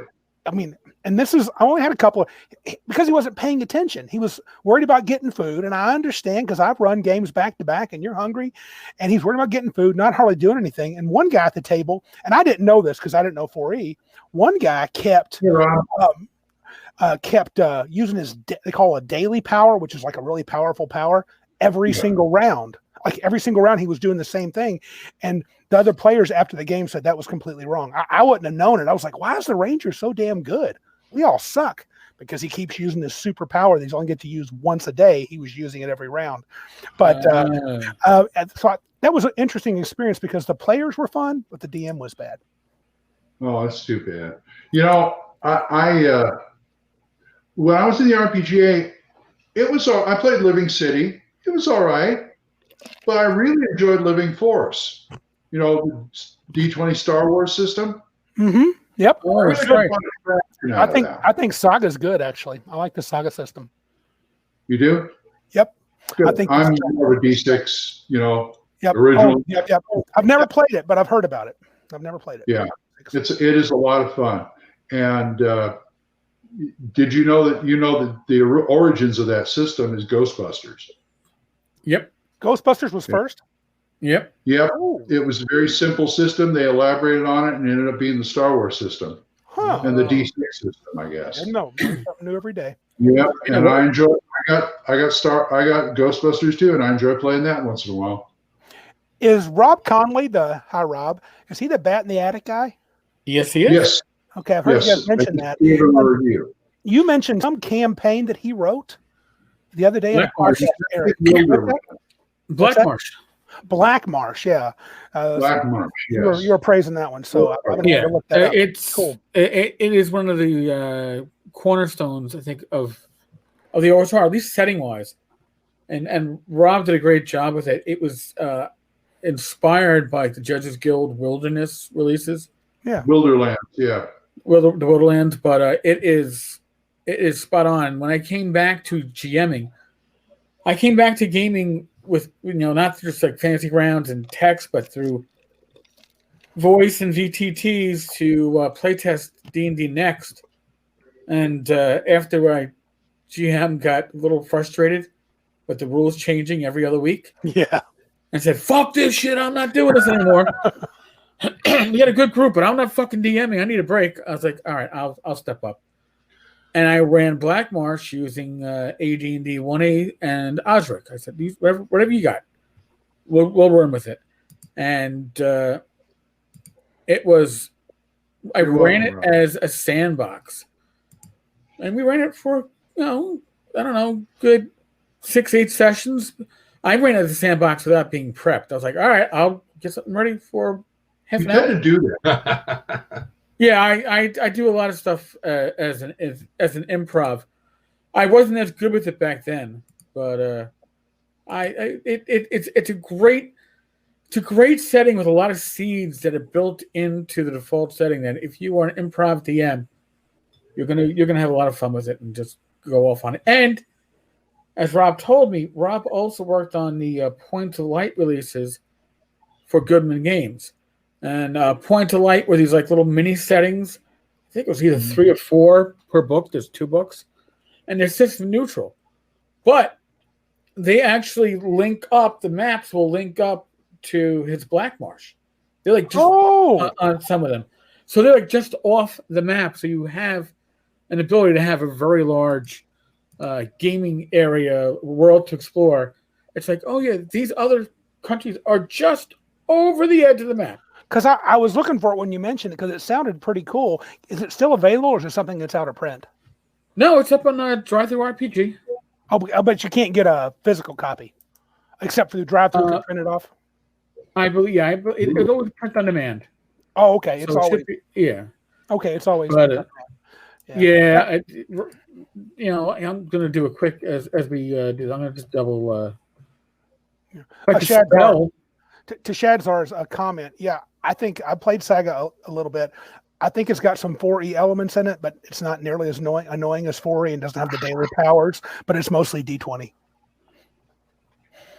Okay. All right, so the Black Marsh, the PDF is free. Oh, okay. And the print book is $5, $4.99. Wow. Okay.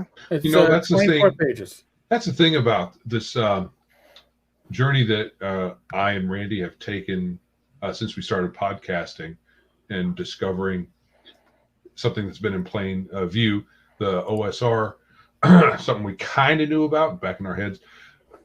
I can't remember. We were talking before the live stream. No. How we got into the podcast and kind of frustrated with some the podcasts that we were listening to. I don't know if we started that. We were talking about that before. Yeah, we talked on a little bit. Yeah. That was before the live stream started, right? Yep. Yeah. So essentially, it's dissatisfied with the podcast that I found at that time. They were and the game industry, apart from OSR, all you got a bunch of social activists kind of invaded and just pushing their agenda on you. Right. So I was frustrated. So we started podcasting because I couldn't find a podcast. And then all of a sudden, all of these podcasts pop up. I think you didn't start before the summer and you're all lying. You're all a bunch of liars. You didn't start until this summer, and you weren't there. You were not there because I couldn't. Tavern Chat is going to hit a 3-year anniversary, I think, in April. Right. But the live stream is fairly new, but the podcast is almost 3 years old. Dude, Glenn's got 600 podcasts under your belt. I'm in the early. I'm going to be putting up tonight. Episode 917, 916 goes up tomorrow. Listen to these liars. Listen to these guys. I don't believe Yeah. I think I'm at. I actually have to write this stuff down. Tonight's episode, which will probably be Gamers Health, which will come out first. Will be 965. Right. So all this stuff has been out there. Didn't discover it, but it's cool that it's there and can always listen to the back catalog. But what's the great thing is the games are mostly low price. Yep. They get right to it. So you don't have to worry about folks' agendas, their social opinions, any of that stuff. I'm sure they have them. Right, everybody has opinions. But the games, the books are short, sweet, to the point. They're inexpensive. Unfortunately, most of them have Vancian Magic, which I want to burn them all for that. But and they're low level. Do you use? Do you use spell points? Huh? Do you use spell points? You don't use Vancian Magic. Whatever the game system has. I mean, we use Vancian. Joe just hates it. I'm not a fan of it. Okay. So I have no problem with Vancian, really.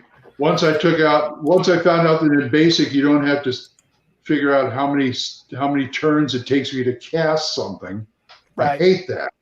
Right. Yeah, I know when Joe was coming back, and like I went through a lot of the podcasts I listened to. I listened to several types, and I had seen not Eric's podcast. I actually saw his blog first, and then Daco's Hammer, and I listened to him like, oh, they're talking about second and first edition. That's not for me. But I found myself interested, and I could never. And after a while, Joe, you might remember when I told you, I was like, dude, I don't know why, but I like listening to OSR podcast, even though we're not playing OSR. It's really weird. Right. I just kind of, and I think you're right. It's because you guys just get to the gaming stuff and the things. You just talk about the gaming. Nothing else is really in the gaming. And we're not even. We're generally speaking, if we argue about rules, we're pointing out broken rules. We're not talking about how to break the rules. I've seen that with some other. It's like, well, here's how to build your perfect. Oh, fuck this shit. Optimization boards and stuff. Yeah. Oh, and third edition, that was bad. Here's another thing about the OSR. Yes, you're listening to it because, and I'm not going to get my story of how I started my Judges Guild collection, but the idea, and I got these during my 335 days. I bought those because I realized that everything old is new again. That's why you're listening to the OSR. What can you adapt to what you're doing? Right. And that's a DIY. Something like Dark Tower or Caverns of Thracia or something like that. And I'd have players back then go, oh, wow, that was a good game. Where'd you get that? I ran Dark Tower twice. That is a great module. Isn't it? Yep. Fabulous. Super deadly. I love it.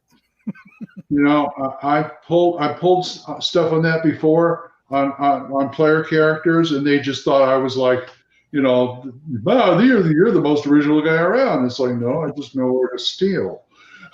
That's all. Well, yeah, and like I said, you probably maybe heard me and Joe talk about. We have a small segment where we talk about this, this mysterious game we're going to write one day, and I can't help it. I don't know if you noticed, I always seem to come back to sort of old school. I think of, was it Necromancer games that was third edition rules, first edition feel. Yep. Yes. And I think we were talking, I want that. If we do get that game, our game will be, you're at 9th level, you're going to become a lord. You're going to be able to make castles. That's going to happen. Now, you may end up in the plains at 37th level. That might happen because that's cool too. We like that crap.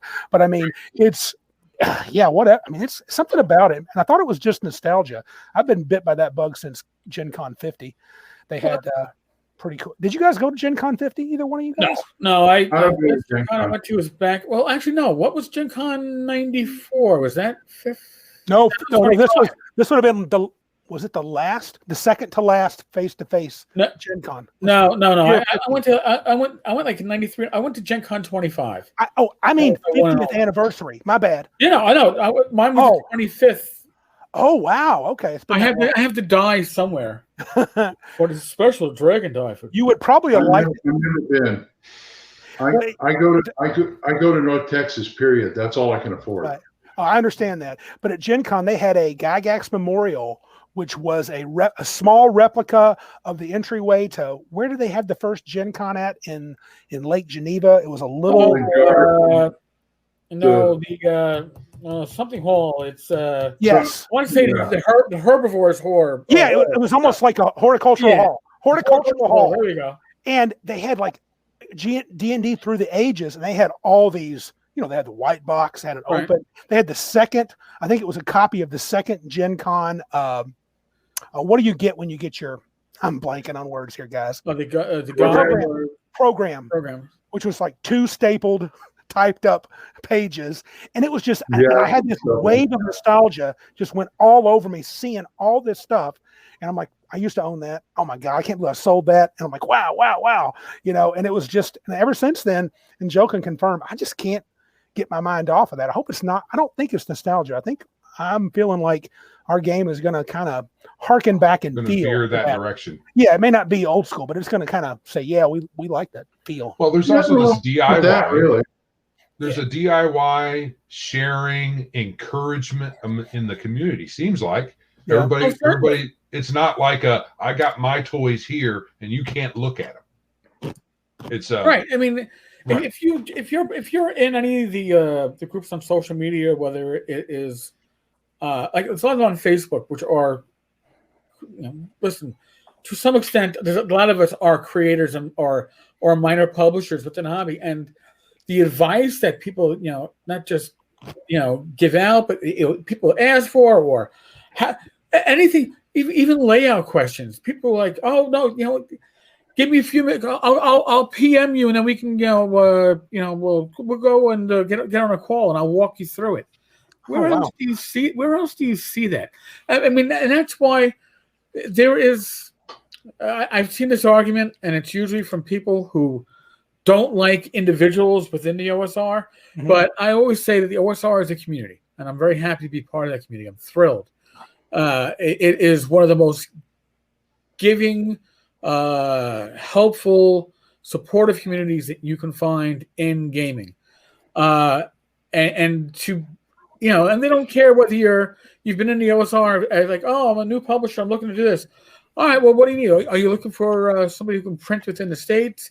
I got some ideas for you there. Or what information do you need? They're not hoarding information. They're not holding on to it and saying, oh, I can't get this out because I need the edge. No, it's, a rising tide lifts all ships. Let's all get out there. And because, listen, is anybody except for a chosen few making a living off this hobby? No. Dude, no way.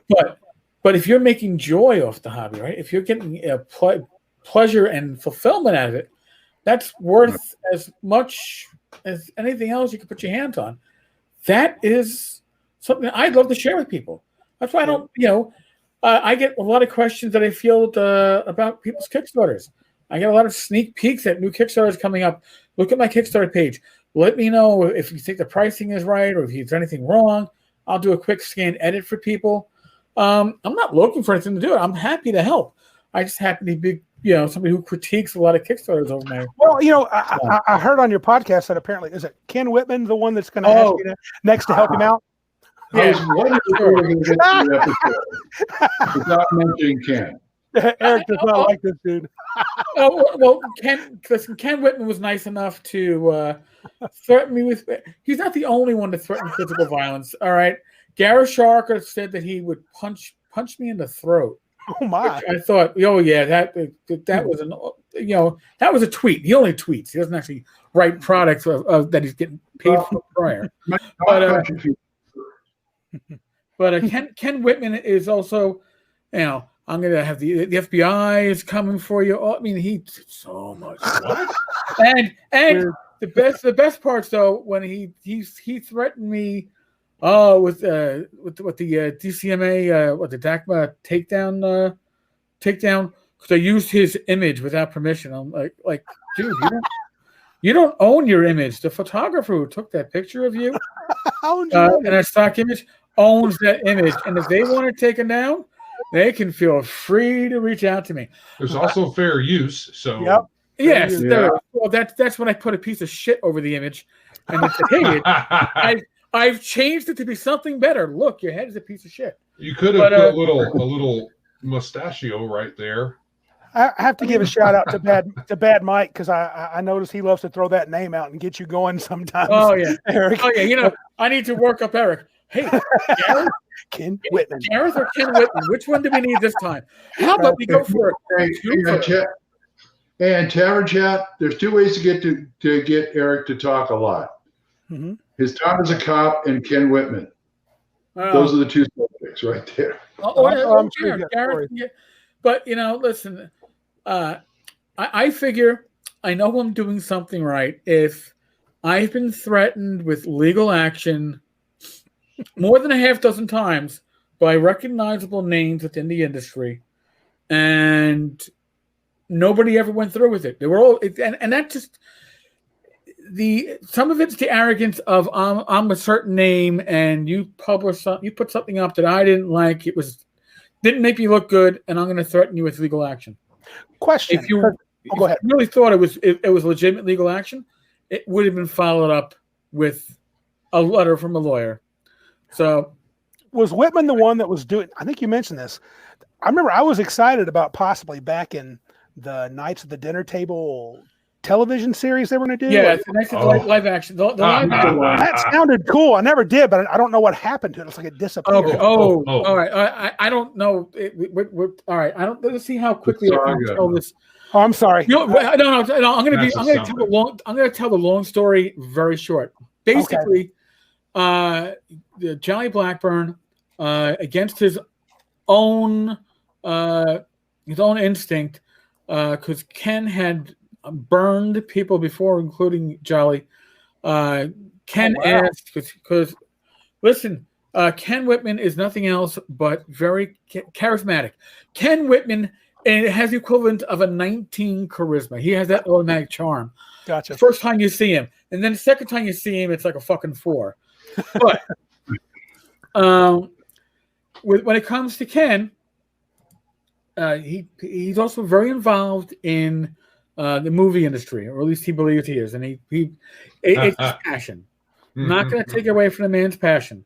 So he pitched the idea, they went with it, and actually things started out well until they went south.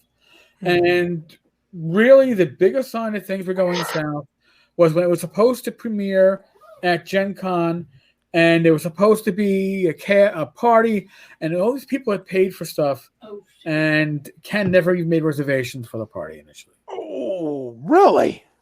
Holy crap! Now there were other signs. Ken was running multiple Kickstarters, some consecutively, then some one after the other, showing pictures of himself on a cruise. As all this money is coming in, but nothing's coming out because he had more than one Kickstarter going. He had Pencil Dice and another Pencil Dice. Maybe 3 Pencil Dice. These all fell through. All Kickstarters fall through. Oh yeah, nobody got dick.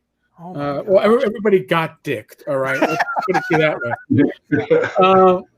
So, long story short, basically, Ken. It's Kickstarter, right? So you don't really default on anything as long as you say you didn't default on it. So Ken kept on saying it. Basically. The video is in the mail. The video is coming. I'm working on it. Then it became radio silence until somebody, a gentleman named Louis Desi, took Kenny to small claims court. And took Kenny to small claims court, and Kenny had to come to the point where he could no longer lie. And in court had to say, or I'm not saying, all right, maybe that's too strong a phrase. I'm not saying that Kenny is not. Kenny said under oath that there was no video, that it was on a hard drive that was stored at his friend's barn when Mrs. O'Leary's cow kicked over the kerosene lamp, and I'm embellishing a bit, but kicked over the kerosene lamp, burning the barn down, or maybe not the whole barn down, but burning up the hard drive. Who would store a hard drive in a barn? Well, nobody. He's a liar. Oh my God. Well, Ken at that point was likely couch surfing. And he probably did not have a regular domicile at that point. So that is quasi theoretically possible. Okay. Here's the issue. All right. In the meantime, they did have some low resolution proofs of the missing footage, which another company, God, I can't remember who it was, but they're pretty big on doing like little YouTube movies and stuff like that. Mm-hmm. They stepped up, Zombie Orifice, whatever. They stepped up. They put it together. Wasn't the highest quality, but it was the actual production of what they had. They did a great job with it, and it was got to the backers. So now, here's the kicker on this. This is after Ken stated in a sworn statement that everything went up in the barn that burned down, or at least burned the hard drive. The computer barn. Oh my God! Can you believe it? I found the missing footage. I can't believe it. Hey, Jolly Kenzuko, I found the missing footage. Do you think that you'll renew my license so I can complete this? Because the license was expired. He couldn't do anything with it. And I was nervous, not as a backer. I didn't back it, but as just somebody I consider, people involved in this project to be close acquaintances or friends of mine. Oh, This is like the fucking. You just want to take a bullet out and put this whole concept to bed, right. Dead. And Kendra Co didn't take him up on it, did they? No. I actually, I think that they left Ken in suspense for a day and a half, which of course left the community in suspense for a day and a half before reminding Ken that we did actually finish this with another production company, and they did actually take the proofs and they did release it. And we don't need the footage that you have, and no, you're not getting a license. Now, if you ask me why Ken was looking at another way to make some quick bucks. When Ken when his Kickstarter schemes fell apart, he was running. There was a comic book gaming store fiasco with him. So Ken had a one-shot part, non-speaking role in The Walking Dead. He was the pickaxe, I don't know, doucheman or something like that in the background of a shot. A zombie. He was one of the bad guys. Oh, okay. He was a zombie. So, but he wanted to play that in something big. So then at his shop, somebody is selling like one of the characters' boots. So, everybody's telling me about this. I'm like, really? And I'm looking at this stuff, and he's going to be doing like bidding on it, and I'm like, that certificate of authenticity. I know that company. I think it was MCG. I have coins that have the certificate of authenticity from this company has graded them, and I was like, they always had the hologram on them. That certificate doesn't look like it has a hologram. Oh, boy. So then somebody else decided to send that forward into the NCG and say, hey, is this a legitimate certificate of authenticity? And their response was basically, we don't know where that certificate came from, but it wasn't from us. In which case Ken was like, I don't know what you got to talk about. It's legit, but I'm going to withdraw it now to find a different buyer who could pay the proper price. It's like, you're just a dick. Oh, he's a scam artist. That's what it sounds like anyway. Well, he's not an artiste because he fails more often than he succeeds at this point. But that's because, and it's not just me. There's a whole website devoted to Ken out there. Really? Not Another Dime. Look up Not Another Dime. It's a blog spot. It's a blog that's and I listen. Why do I talk about it? I am not the owner of the site. The owner of the site is not identified. However, I do know the owner of the site, and I do have blogging privileges, posting privileges. So, Not Another Dime. If you want to really dig deep into the rabbit hole of Ken Whitman, actor, producer, grifter, scumbag sounds like. Quite allegedly. See, now with Ken, allegedly, just like allegedly he had the FBI waiting for me at my door, and they were going to arrest me, and I was like, Ken, and this is all public communication going back and forth, me and Ken on I think it was Facebook, and I'm like, so Ken, when they're there, should I bring imaginary tea and crumpets to meet the imaginary FBI as I show them my legitimate identification and shield as a police sergeant, and we discuss how you grifted people in this hobby? I know where he got that particular scam from. Really? The FBI part, at least. There's a Social Security telephone scam. Oh yeah, yeah. Well, so then they scare people into giving them money by telling them that the FBI is going to be knocking on their door in 25 minutes if they don't do it right now. Oh my goodness! Yeah. And of course, literally 2 weeks after that scam, and my phone's like, "Oh, I knew it was fake." I'm like, "Okay, good." 2 weeks later, I get home. It's a two-family home. I get home from work, and my phone's like, "You won't believe who was here." I go, "Who was here?"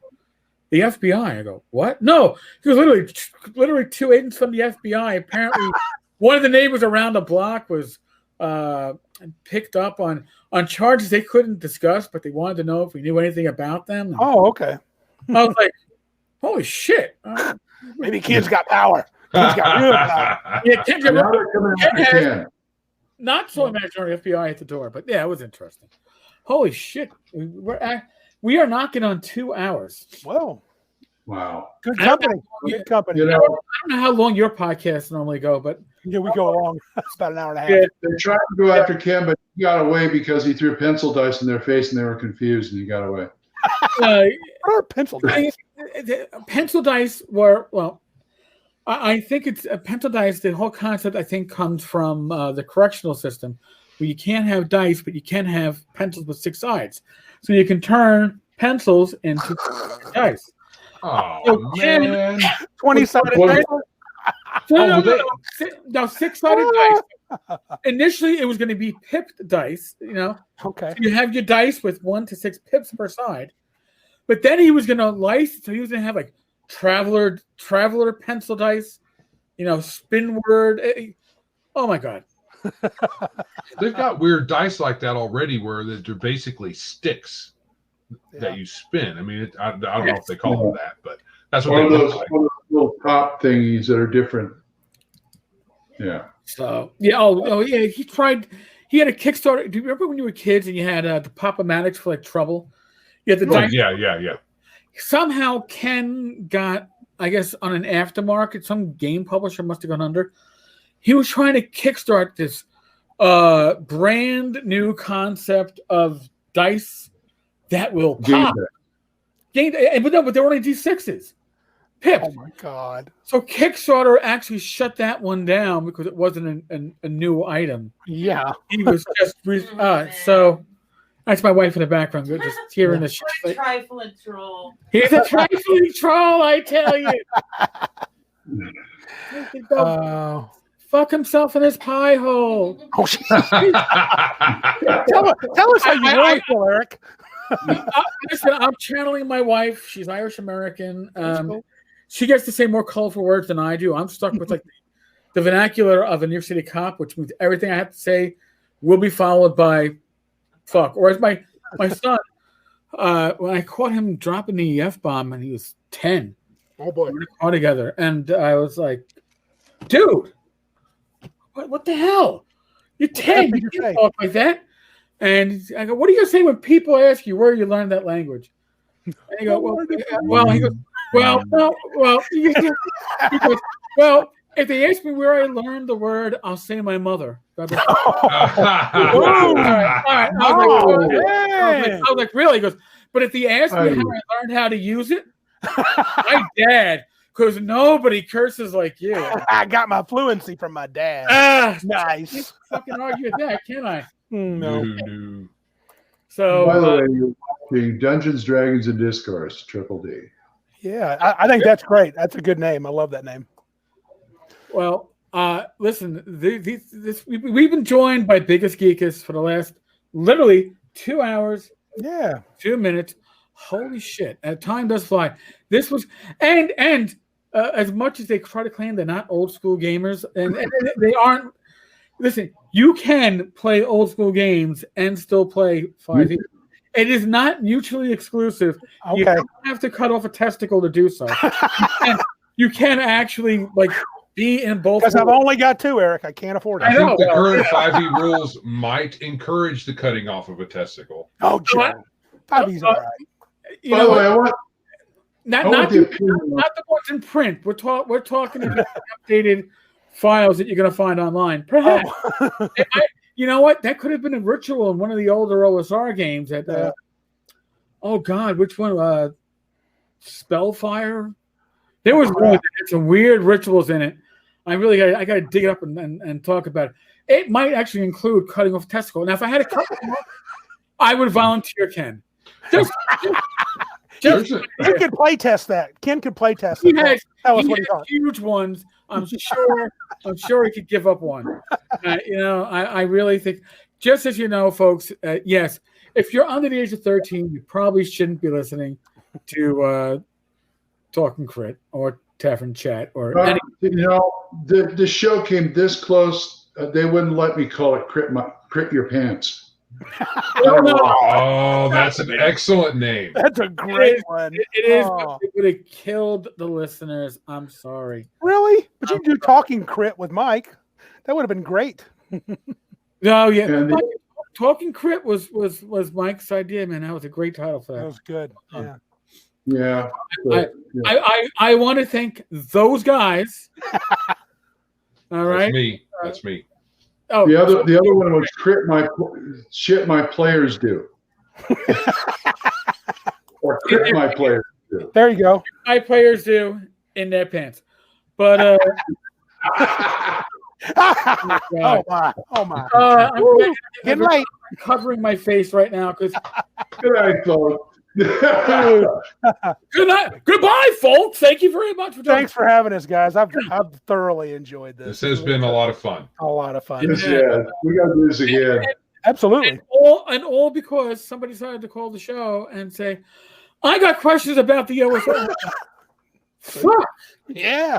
Come on. It's your job to answer them. Here's what happened. You messaged me and Eric to listen to that show. And all through the show, I kept thinking I was on the show trying to answer you.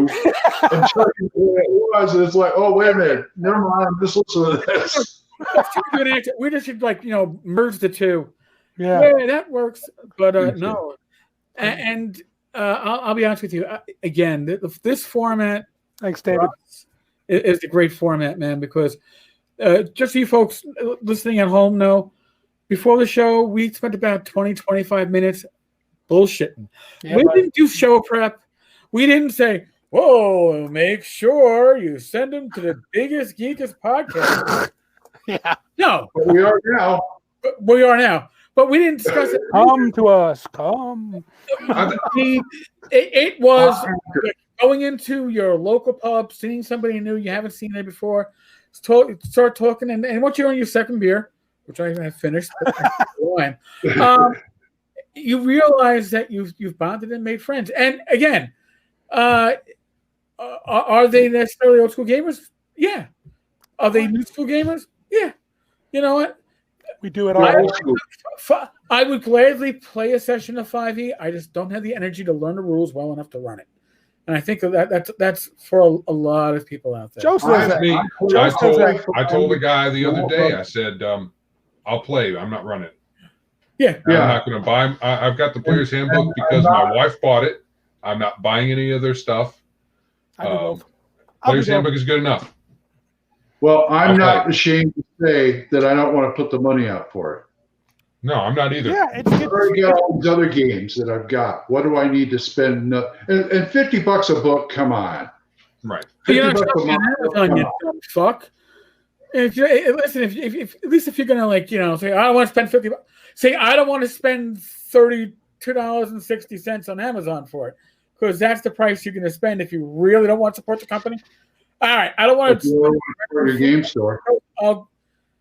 Listen, if you want to put the least amount of money in Witches of the Coast pocket, you're gonna buy it from Amazon or eBay, or buy it from eBay. Yeah, or eBay. True. Buy somebody's used copy. You might get one they snotted into, but at least you know that it was. What's a little snot? Come on. This here costs $70, and I get more play out of this than I will out of any $50 WotC book. I will tell Jeff that personally next time I see him. I won't see him at TotalCon this year, but I'll probably see him. Jeff Talenian. Oh, Jeff, yeah. I love Jeff. He's a great guy. Is he the writer? Yes. Yeah. Jeff is really good people. Jeff's daughter is the reason why I had to clean up my act at ChireCon last year. Yeah, Dad. He didn't curse much at all. Uh-oh. By the way, if you don't want the print copy of this, tell the folks out there too, drive through it for $20. You can get a PDF. What do you think of that, Joe? I've thought about that. Is because that's one of the exceptions in the movement where it's not.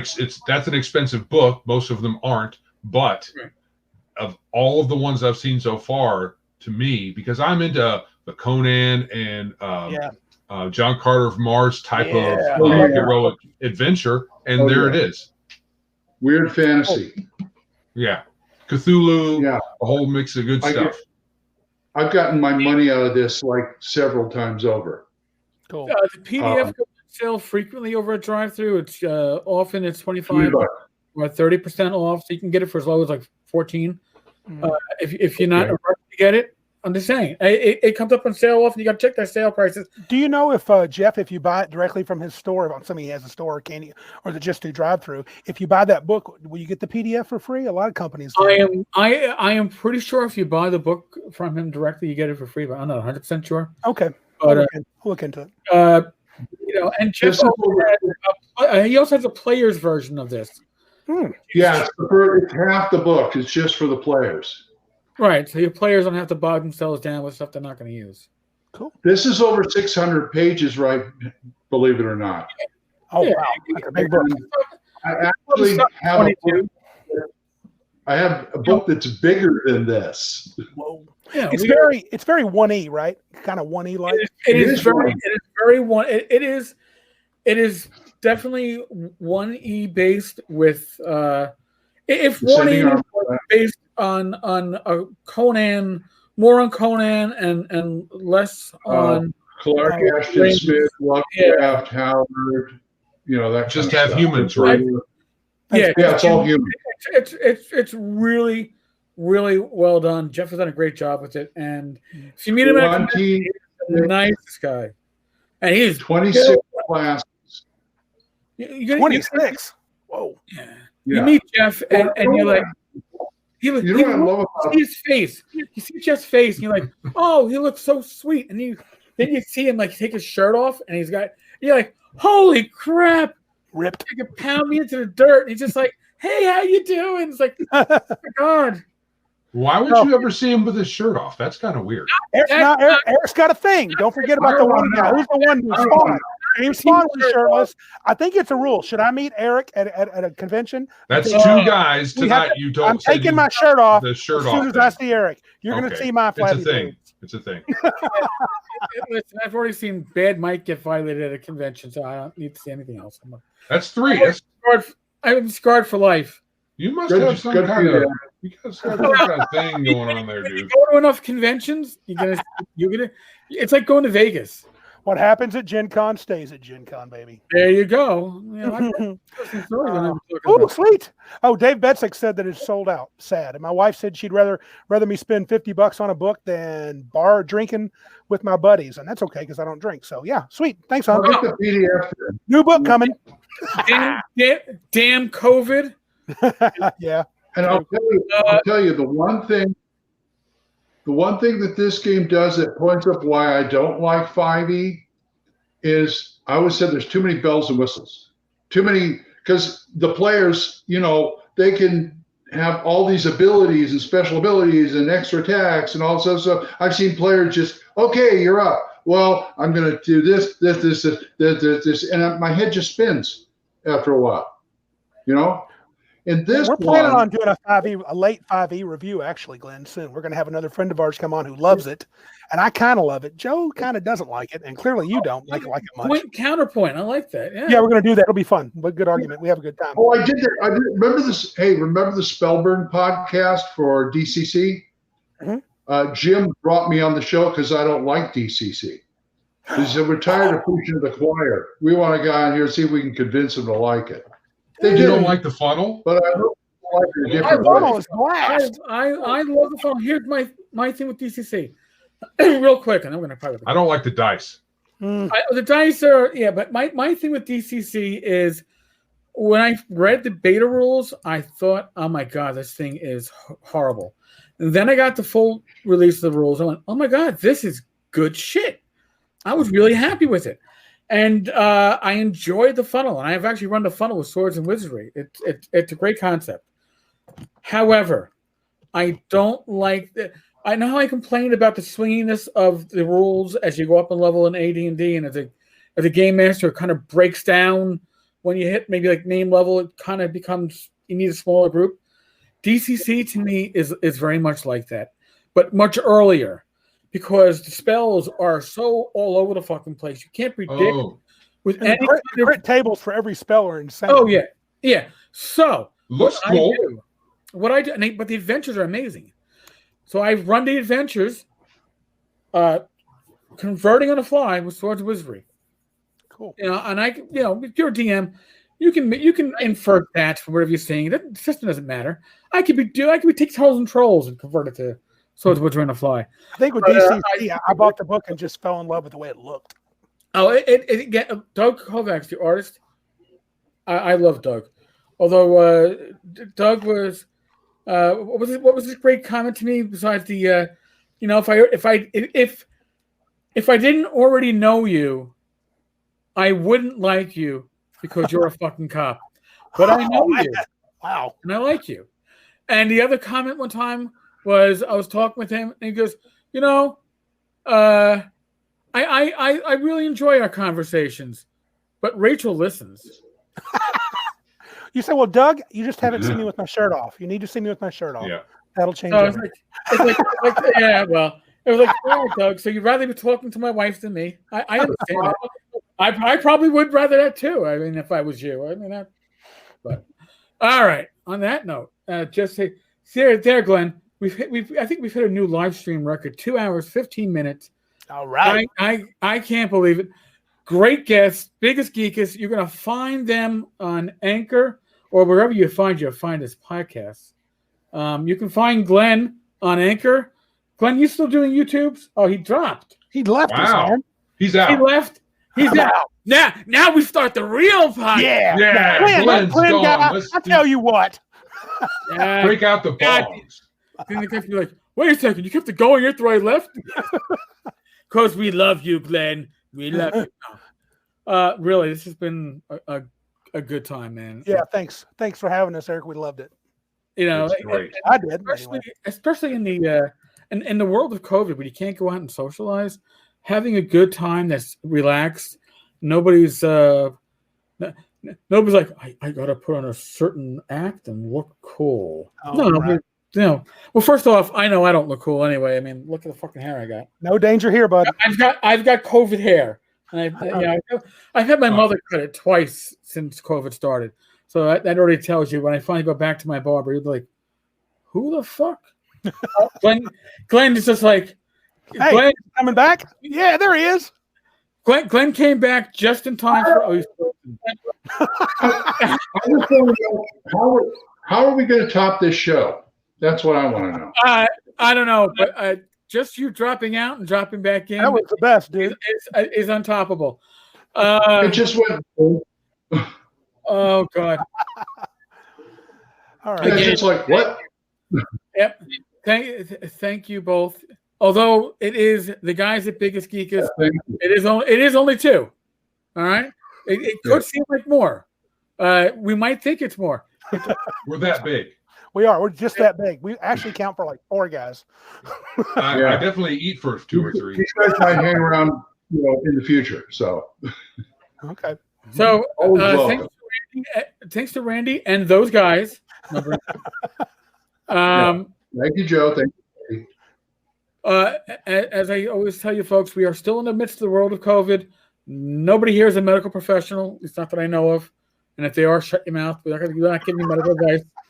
But use your common sense. You always claim that your PCs have common sense. My character wouldn't do that. Well, guess what? Use your common sense in the world of COVID. All right? It's a skill that most of us have. And be safe, be well. God bless for all those dice. And Randy and Joe, those guys. Pardon. Yes, Randy and Joe, those guys.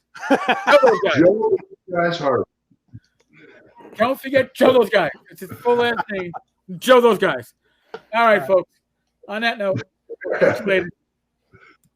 Good night, folks.